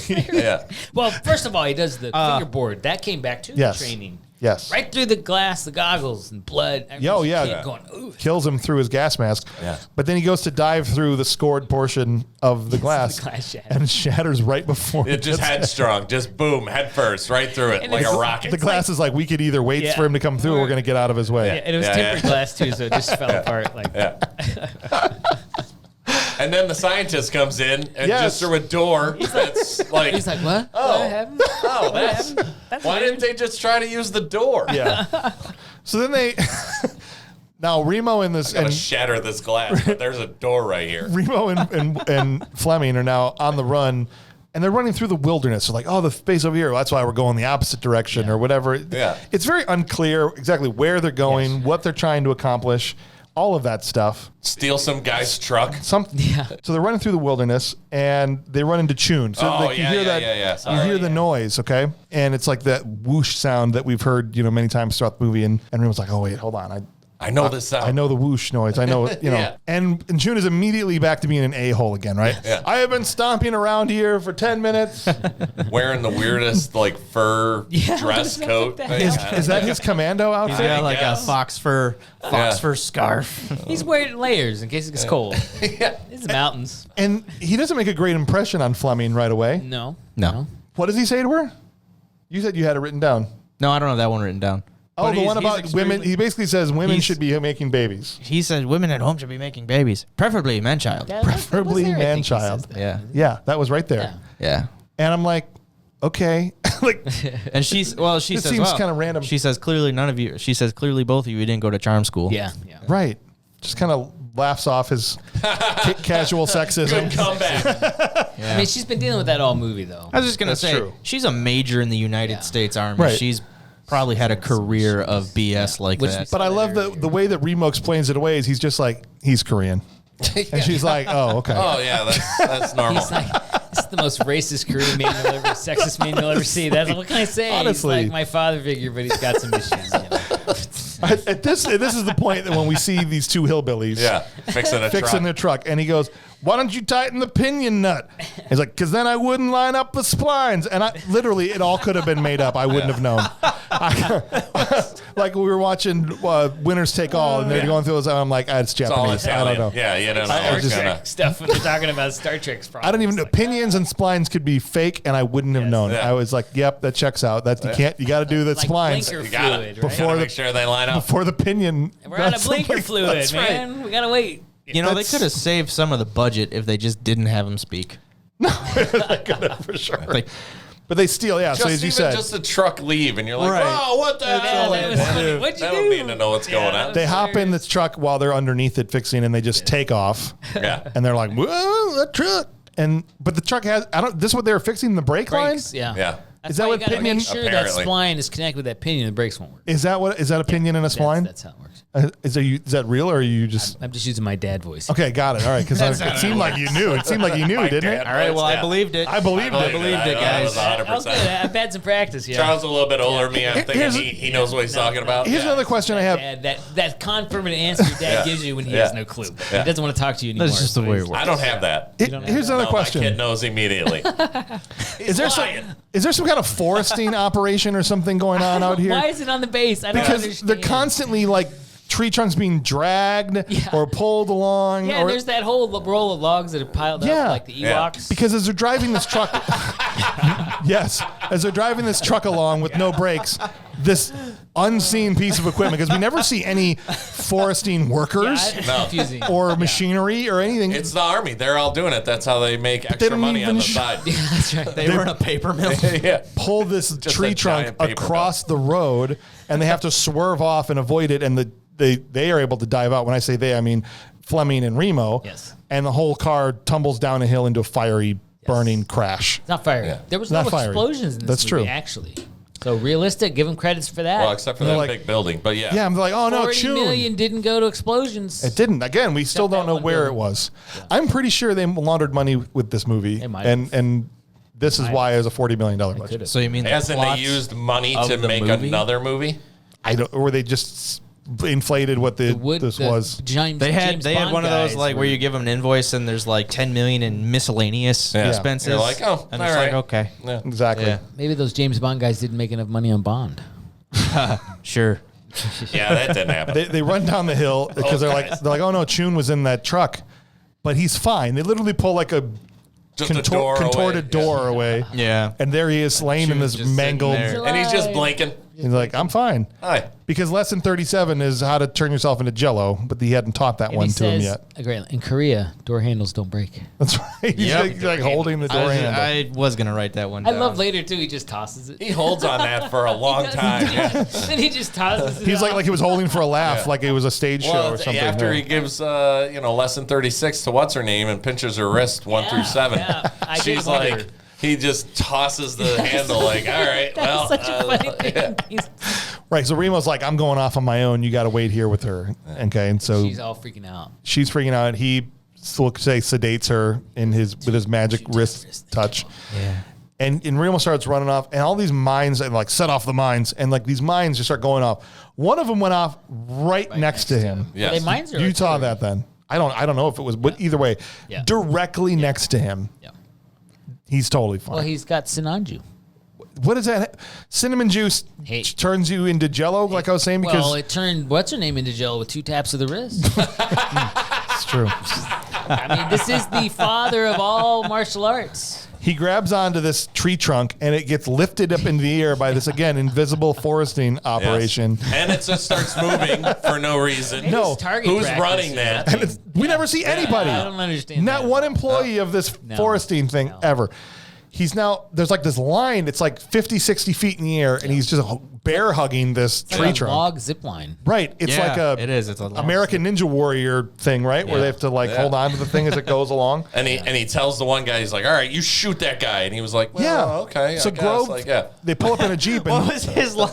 The driver, he's like, shoot him. And he puts the rifle up, and then he puts the rifle and he's like, well, I don't know, sir. He's not going to make it. He's not going to make it anyway, sir. And then he's like, you give me that thing, and butts him in the face. Right. Well, so you guys know, so they know who you guys are talking about. Grove and the general and these couple soldiers have pulled up in this Jeep and see him traveling along, hanging onto this thing. And Grove orders a soldier. Yes. Again, not an officer. No. Right. No. Orders a soldier to fire, and then he's like, hesitates, whatever. Yeah. And he says, I'll do it myself. And he grabs the gun and just starts firing. And he knocks the soldier out. He butts the soldier. Oh, that's right. He punches, and the general's sitting there like, all right, exactly. Well, earlier in the movie. I mean, this is how my day's going, so whatever. Earlier in the movie, the actual military soldiers that are supposed to be chasing them are a little ambivalent on this whole chain of command thing. They're like, are we supposed to kill him or save him or what? Capture him? Who knows? Like, kill him or whatever. So there was some of that. Oh, yeah, there was that one scene. That explains why they act like they do. Yeah.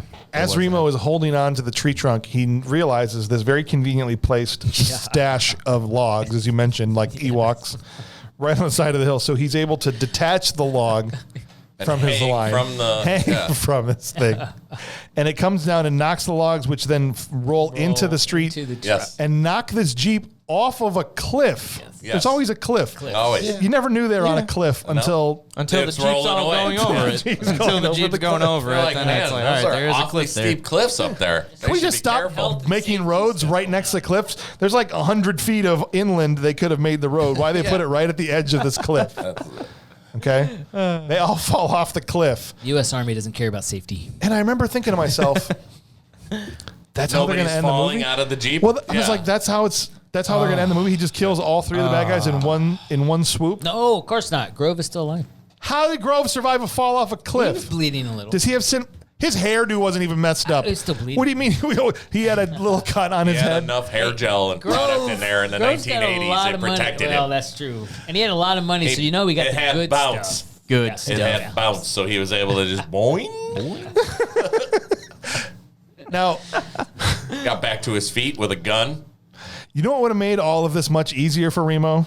Well, a gun. A firearm. Yes. He didn't need it. This whole thing would have been times easier. This whole mission. He's got logs. He's got whole movie. Walking on concrete, and he's got everything. He doesn't need guns. Rewind to that part 2 where they're in the Jeep and he's like, I need this thing reloaded, and he tosses the firearm to the side, but then grabs the giant gun that's mounted to the Jeep. That's right. And it's got whatever that's called the belt feed. Belt feed. Yeah, the belt feed. And it's just like. When Remo's he's just not even moving. No, and it's hitting the log. wood, but you it's see not the squibs going up on the log, and that's it. And it's like he's lighting this wood up with a 50 caliber machine gun. Right. And he's like, I can't hit him. Thank you for reminding me about that. Oh my gosh, really? Grove was not a good shot. Bad guys have no way of hitting somebody. Also, now that I'm thinking about this, going back, man, that dog problem's a lot easier if he's got a gun too. Yeah, amazing. Right? You can't kill the dogs. They're nice dogs. They were the nicest dogs on set. Not the in the movie they were not nice dogs. The nicest dogs on set. Everyone loved them. He could have shot the rats off his groin if he'd had a gun. Right? Right. No one's shooting rats off their groin with a gun. What are you talking about? What do you mean? He's made of Jell-O. He's a cinnamon juice master. No one's going to point a gun at their junk. Apparently, you can roll down a fiery, contorted car wreck and be fine. Yeah. Anyway, he wasn't. They just didn't have Kurt Wimmer. He'd gone through less than 37. Double back to. He slides down this cliff. I don't know how he gets down there to where the Jeep is. Okay, Sinanju. Yeah. Sinanju. Okay, he cinnamon juices down, floats down to the Jeep where Grove pops out of nowhere. I'm alive, and he's got a gun on him. Gotcha, sucker. Yeah. The bullet dodges. Yeah. Again. It comes full circle. What, you didn't like that spin move again? The problem is how slow it is and how it always happens after the gun goes off. It's so fast and slow. But did you know there was a nice homage or flashback to in the training session when he dodges 2 and he says, I got 2. And he says, you're not good till you can dodge 6. Right. So he shot like 6 or 8. And then he good for him. 6. And by the end, And this makes By him the end, I don't care. It's by the end, he's like this right, far we got away it. from He got Grove. right up and he took the gun and he did the And he did the thing. And he did the He thing. did the the thing. master. He did the thing with the clip. He did the clip thing and the bullets come out. It was cool. You know, in literature, parallelism is And it is was applauded. I think it was 6 shots exactly because he had 2 that came out of the clip. Yeah. Sure. All right, fine. He could have just This is also good just movie shot making, him. James. If he'd had a This is gun. good writing. This is James All Bond right. level writing. So he he grabs Grove, throws him over the Yeah. Jeep, and I'm like, oh, that's it? I didn't even know he's dead. I'm sorry, but you launch your ass out of a Jeep and you don't die. But Remo Williams tosses you over onto the beach, and now all of a sudden you're I'm like, you're that kaput. didn't seem that violent. No, Actually, yeah. and he takes a branch and with his bare hand starts it on fire. Yeah. Yeah, awesome. Okay. And Ignites- which we didn't know there was a trail of fuel there for some the strange sand. reason. Remo yeah. knew it too. In the sand. In the sand. Yeah. Yeah. And it was like a trench for some reason. It came from the cliff. Yeah, I don't know what happened. How did it drive up on the beach like a duck and don't just know. Maybe he's dragging his feet as he's walking to make that little trench, and he's watching apparently. the fuel come down. The army rolls in. He blows him up. He blows him up. Grove is dead. All right, so end of that's it. movie. So they go. They're all meeting at this pier where there's a boat, Yeah. which we didn't know there was going to be at any point. But anyway, he gets there. Nice boat, There's Fleming and the boat, and Remo runs up and is like, "Where's Chu? Oh, he went to find you." Yeah. The army's now rolling in. Okay, but they're not able to do anything because they're so dumbfounded by the fact that Chun gets back and runs across the water Yeah. to get back to the boat. And so they all Awesome just scene. stood there like, "Durr." Well, hey, if I saw someone run on the across the water, I might stop and be like, "What?" Especially. Grove's dead, so nobody's able to tell them to shoot. Oh. That's, Well, that's and true. the commander's dead. And those Well, but guys were Fleming like, is- I'm not sure we should be killing people like this. They Right, because were- Fleming is there and she's she's part like of the military. She's a major, Look. yeah, she's Yeah. pretty high up. Especially, though, as ethereal as Chun made it seem. Yes. Tell me you wouldn't just be like, no. You mean you can see the board that he's running across in front of him? The glass platform. Whatever it was. Oh, yeah, the glass platform. And is that was it very necessary visible. to do Yeah. this with your arms? Well, That's That what I'm show's saying. running. Yeah. That show's running. Again, No, he's moving that so shows fast. gliding. That shows flying. He gets on the boat and he says to do that, have to be very fast. But I was thinking to myself, he's not running very fast. But he's running so fast it looks slow. Exactly. That's his whole thing. Yeah. It's so fast. He's slow. And But then essentially stands that's on the end of the movie. front of the boat like a And like then- just I know. No, and then that's when He's he like, "We gotta finally get says, back." "Yeah, we are the good guys." To Yeah. Yes. Fleming or whatever. And he's like, I gotta get back to find out if the guy got out of the hospital. Right. He wants to go back and watch his soap operas. operas. End Yeah. of the film. And that's Credits. another Yep. the classic banter going back to the Yes. banter as they're driving Yes. off into the sunset. Running away. You know, Chun, sometimes you're a real pain in the ass. And he good says but that's instead of a because car, it's a boat. Yeah. Yeah. But that is because it's the shortest route to your brain. yeah, that's That's good. right. Too, yeah. That's, This movie and that's had the end of the great movie. lines. It was laugh out loud funny. My wife and I are laughing. I laughed out loud many times. I don't know if it was in ways that the filmmakers intended for me to. The lines that Chun had and what's Yeah. his name, they were great. At least the dialogue was memorable. I think this is a modern film problem. And is that, I don't know if it's because the writers have now gone to television. Like television is the writer's medium. They're the showrunners. They're the head of things. That's why the writing right now these days on TV is so good. Whereas movies are now more made by committees and focus groups. And I mean, not all movies. There's some auteurs out there that are allowed to kind of do their own thing. But for the most part, that's how film is. And I wonder if that's why nowadays there's just no memorable dialogue anymore. It's all like perfunctory servicing what has to happen in the scene. How often now do you watch a new movie and you're like, oh man, there's like 15 great lines in that movie that I will remember or quote? No, it's all just kind of vanilla. And at least with this movie, you could say that there's plenty of memorable dialogue. Yes. Whatever Yeah. you want to say about the rest of it. No, I do want to say that there's plenty of the memorable dialogue, which is about the only thing that. So Guy Hamilton also did a completely overhaul, uncredited rewrite of Yes. the screenplay when he got the project. But at least apart from, I feel like they really misunderstood the source material. For sure. That Christopher Wood and Guy Hamilton did not know what to do with this. They had this entire Destroyer series placed at them with these guys saying, make it the blue-collar James Bond. Yeah. And Right. That was insane. You If know. that's what they were trying to do. It wasn't going to work with this material. Well, how about we give this thing some awards, guys? How do you feel about that? I like that.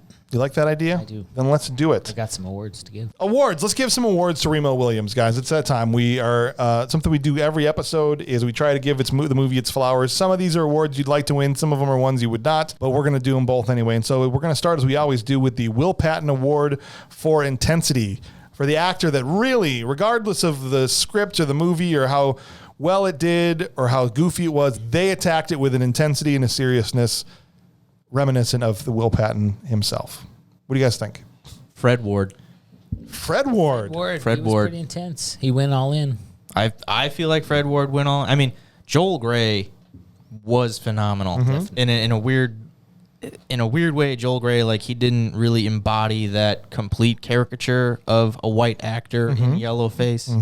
So props to him for his performance, but when it came down to it, Fred Ward, like, I literally wrote here, Will Patton should have played Remo Williams. Yeah, he would have been. I think, as a blue collar guy. Yep. But I think he could have done great. Makes Fred Ward that makes Will Patton better in that role than Fred Ward. Maybe. To me, like, who'd you have?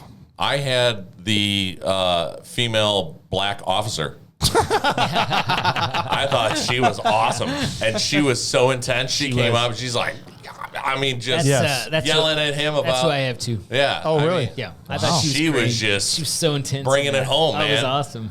All right, well, if you both voted for her, who did you vote for? Neck. Well, I had Joel Grey, so I had the guy that played Chun. I just thought he could have very easily been tongue in cheek, and he could have been like taking almost a comedic turn at it because maybe he felt embarrassed to be part of it, or he kind of thought it was a cheesy movie, and so. But it seemed like he actually took this part very seriously. Oh yeah, you can tell that. Well, I had no clue that he was some white guy from Ohio. Right. I honestly just thought he was Korean, but what they did was they aged him. Yeah. So that's what I thought, because I could tell something was askew. Yeah. With the makeup, but I was like, I didn't look it up. No, so they changed their race and aged him. Right. Yeah.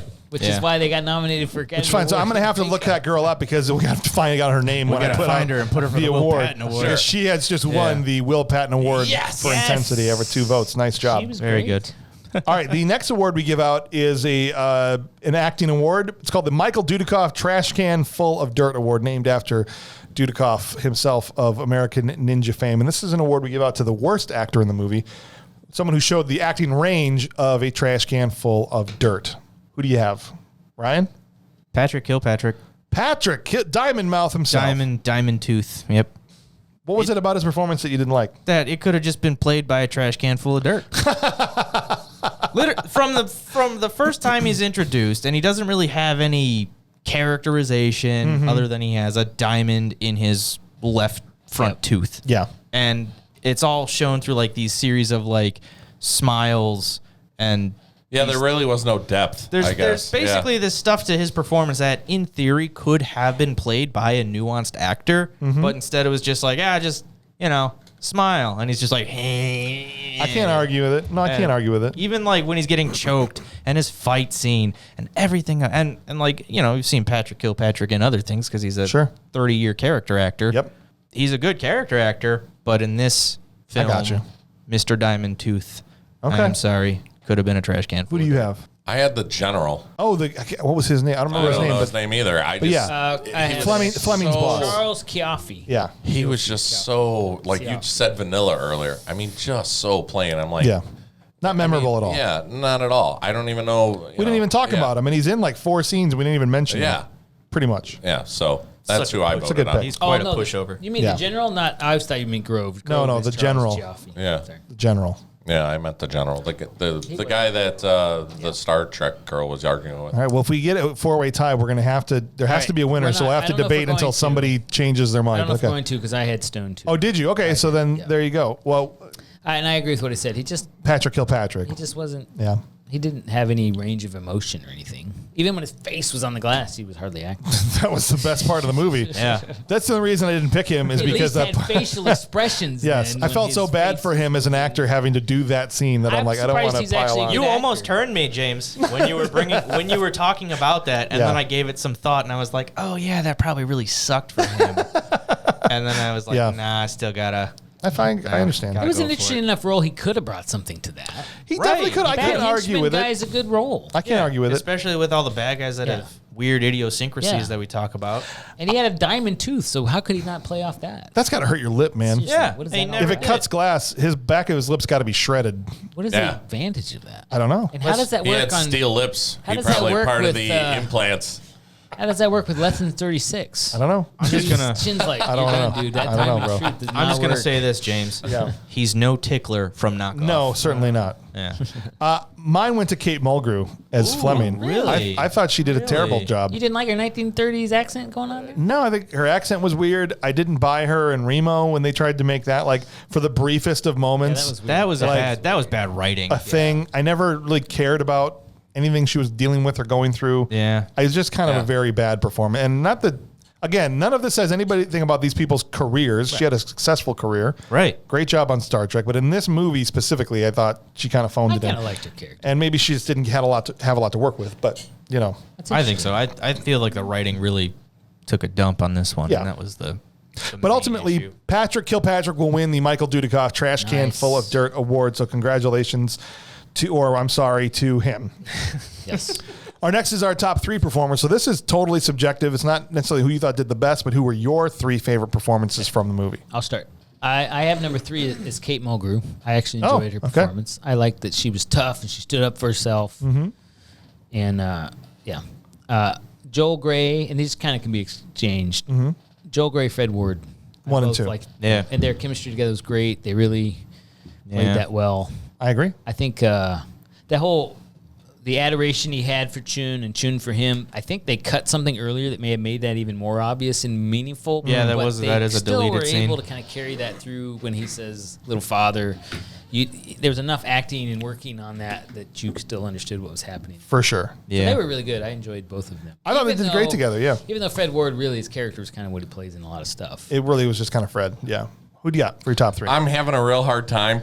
Okay. I mean, Define 3 that you like? Yeah, throw in any side character from this movie, and I'd be happy with that. I mean, I had such a hard time believing Fred Ward in this movie. Yeah. I had a hard time believing, I'm sorry, her name. Kate Mulgrew? Yeah, Kate Mulgrew. I just feel like after now knowing who she is and like loving her on Star Trek and loving her on Orange is the New Black, I'm like, how did she? It's like she just phoned it in this movie. That's what I'm saying. I was just like, so I had such a hard time. So I just went with, it's Carl Winslow, officer number 1. Yes. And I actually enjoyed the I forget his name, the third guy, not Wilford Brimley and not Fred Ward, but Cleary guy? Oh, yes. Mac. Yeah. J.A. Preston. I liked J.A. him. Preston. Okay. I thought he was good Those in guys this movie. were fun, too. That lady's name, the cop, is Davinia McFadden, by the way. Okay, got it. Davinia The winner of the Will Patton Award. Yeah. Wow. Was that 3 that you gave me? Those are the 3. Okay. Yeah. Wow. All right.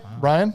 Number 3, now that we know her name, Davinia McFadden. She's awesome. As I was just going to say, tough as nails, female black New York cop as number 3.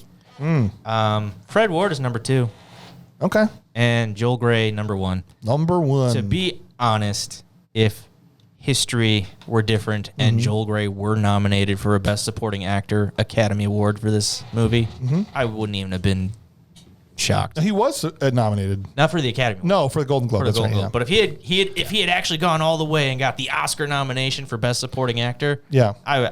I'd be like, oh yeah, all day. There you go. You know, I know it's not PC, but I guess I would say that would still be.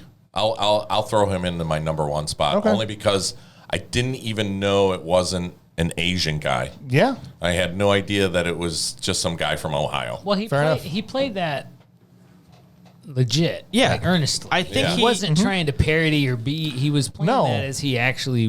I think he took it seriously. Why they didn't get an actual Asian person to play the role is kind of weird, but he played it as if he was, and he did a good job. I think he respected the the respect he had for the material comes through, and even in the legacy of it, as like we're looking back on the history and criticizing the whitewashing in Hollywood. And like you know, like Joel Grey in this movie doesn't really get mentioned in those conversations. Right. No. Whereas like Mickey Rooney in Breakfast at Tiffany's, because nobody remembers as Mr. Unioshi. Remo Williams. That's true. Ah, come on. All right, what was that gal's name again? Davinia McFadden. All right, so number 3 for me is Davinia McFadden. Yeah, she's awesome. Number 2 is Wilford Brimley. Love Wilford Brimley. And then number 1 was the dogs. Those are my top 3 performances. Because I didn't like it, guys. I didn't believe Fred Ward for a second. I like Fred Ward. I thought he gave a good performance, but he just played Fred Ward, which he plays Fred Ward in every movie he's in. I know there's 2 kinds of actors. There's character actors, they're chameleons, and then there's types, right? This is the way that I heard Sylvester Stallone describe this one time. Yeah. He's like, I'm a type. There's people that are chameleons. I'm Sylvester Stallone in every movie. I can do a little bit of different thing, but I'm never going to be like the guy that walks in the room that's doing your taxes in a movie. Like, no one would ever believe about that in Stop or My Mom Will Shoot. Right. And so Fred Ward is a type actor. Yeah. And so I agree. I thought his type worked. I didn't, for me personally. I thought it worked great. And then Joe did I've given him lots of kudos. He took it seriously. He played well. I just thought his character was annoying. I just didn't like him.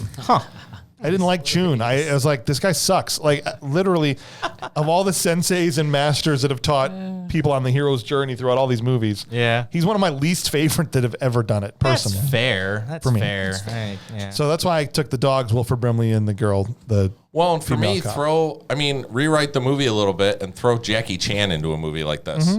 I mean, his phenomenal skills would have made this movie 10 times better. Well, that's the thing. The guy didn't even have martial arts training. Right. And so everything he did anything that was supposedly or even supposed to look like martial arts just looked terrible, like the bullet dodging and all that other stuff. Maybe it had to do, though, with him being a trained dancer. Yeah. And I know he was a song and dance guy. He was a Broadway guy, and he won an Oscar for Cabaret. Right. But anyway, we ultimately have to come to a decision on this movie. If it's a good movie, full stop, with no qualifier, it's objectively good and subjectively good. Is it a bad movie, full stop? Or do you think it's a bad movie, but you personally enjoy it? It's a bad movie that rules. What do you think, Charles? I might have to use the 14-point scale.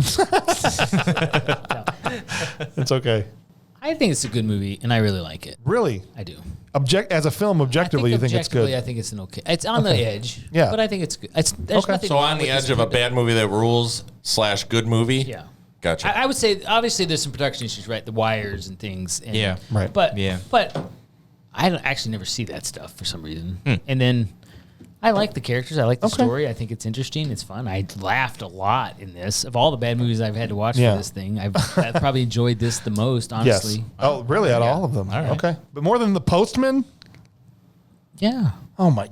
Charles. Well, they're different genres. For like a comedy adventure movie, this one is great. He just said he liked this better than all the other ones he's done. I laughed more. It was okay. enjoyable. All right, I got you. Kurt, where you at on this one? It's a bad movie. Full stop. Full stop. Oh. This just beats out Boyfriend School for me. Really? Wow. I didn't think I wanted high hopes for this movie. And I sat through the whole movie, and by the end, I went, well, never watching that again. That's how I was with this movie. And it's hard because, like, I really wanted to like it. I really did. Yeah. And there was parts where I would go, man, this would just be better if it was done a little differently. Right. And I just went, I can't. I'll never watch this movie again. That's fair. And I don't hate it. I love Charles's take on it. Yeah. I don't disrespect Charles in any mean or form. No, I like that we're all over the board on it. Obviously, most people, it's half, didn't like it. Because I respect a guy who loves a bad movie from his childhood. Yeah. I have 19 of those, and I love every single one of them. So I respect him out of that aspect. Okay. But first time watching it, this age, No. Flat out bad movie. Yeah. Well, I actually like that we're landing all over the board on this because it just shows the subjectivity of it. But how about for you, Ron? It's tough because now I'm like, I agree with Kurt. I think this movie represented a complete missed opportunity. Okay. It was a complete misfire, missed opportunity. So in 2014, Sony greenlit a remake. Oh. That was to be written and directed by Shane Black. Oh. And then it got the plug pulled on it. So it is now in development unknown. Okay. Now, I would say this. I will never watch Remo Williams again. Because, to be honest, it's actually kind of a boring action movie. Yeah, for sure. And to have the standard of like, oh, Guy Hamilton, the guy that did Goldfinger. Mm-hmm. No, this was a boring action movie with very lackluster stakes. Mm-hmm. And then that's a great call out. The stakes were terrible. Yeah. Right. There's nothing. There's nothing. There's no ticking bomb. Just gripping you to be like, oh God, is Remo gonna save the day? Yeah. It's like, oh, they're just at this proving ground and this CEO is doing whatever. Yeah. Like that's a really good point, Ryan. No stakes. And then there's the production issues, like, when you have your visible wires and stuff like that, and continuity issues galore. And it doesn't rule. Okay. But if there were to be a remake of Remo Williams, I would absolutely see it. Okay. But for this, you're saying... So I'm going to say bad movie, full stop. Full stop. Okay. Fair enough. All right. You know who I want to play Remo Williams? I would love to hear this. Arnold Schwarzenegger? Bob Hauser. Yes, Bob Hauser. Tell me that as you were watching this movie, you weren't just like, that's Bob. That's kind of, sitting, eating a cheeseburger. Not far off. Just being completely proud of greasily eating a cheeseburger. I love that scene. It's such a great scene. Except when they did Bob's surgery, they'd be putting a mustache on him. 14 hours we've put this mustache on. You can't ever take it off. Remo Williams is Bob Hauser. All right. And that's it. Look, for me, movies it's weird because it's got to come all the way back around the other end. A movie could be a bad movie that rules, straight out. I just had a great time the first time. Then a movie can be so bad that it goes past steam. It goes past being a straight up bad movie and back to being enjoyable, but for the wrong reason. Sure. You know what I mean? Howard the Duck. Right. Yeah. So I did not enjoy it as it was intended. So I don't think it's a good movie objectively, but I had fun watching it because of how terrible it was. So I'm going to say bad movie that rules, even though I have lots of problems with the film itself, and Stakes is a great call out for it. That's one of them. I would agree with that. But the jumping in and out of the sand and the bullet dodging and the Statue of Liberty scene was legitimately good. The dog stuff. So I'm going to say it rules because it was so terrible. But that's where I'm at on it. I even think if it had a cheese humor factor added to it, in that aspect where it was almost a parody. Good lines. I agree with you. That's one of the reasons I ultimately went that way. The shooting, when he shoots him, he dodges the 2. Yeah. And then he's like, you shot 4 yesterday. That was 6. And then he right. says, boom, I reloaded. That was great. That's such a great line. Great stuff. That's the only glint, or to quote June, the only grint of hope.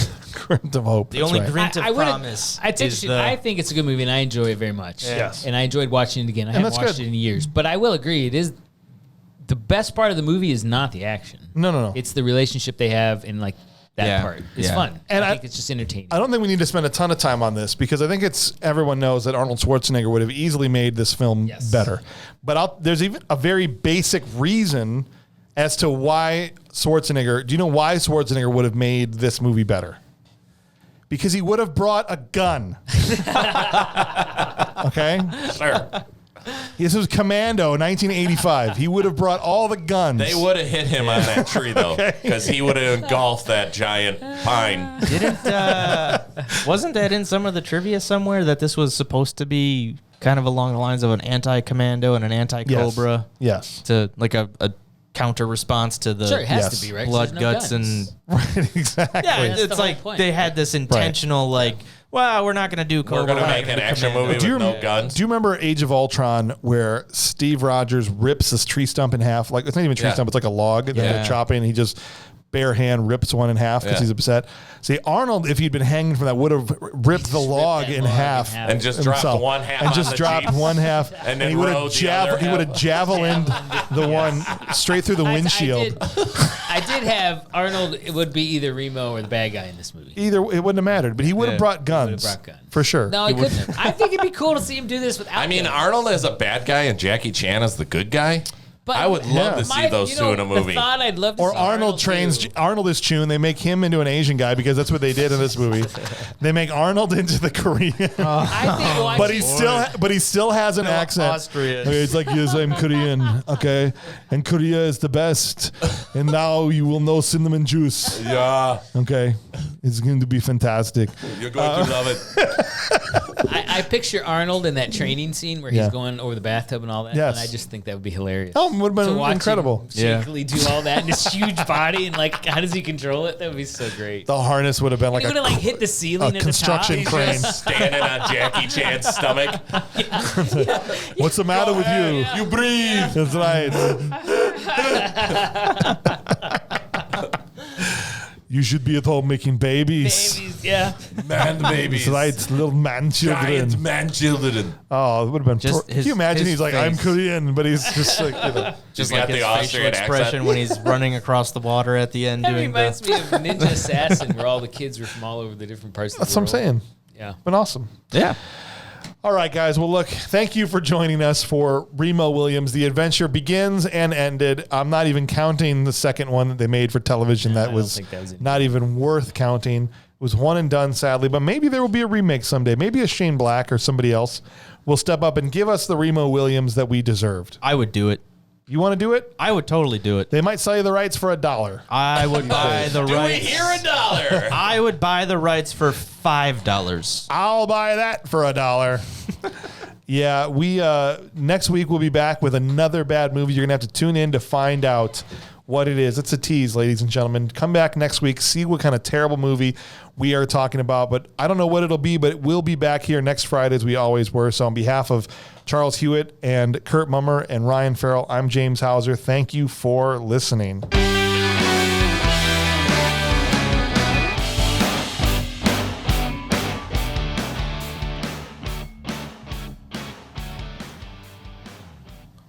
What if after he threw that tree, he just said, stick it around? Yeah. But he meant it like a stick, like off of a tree.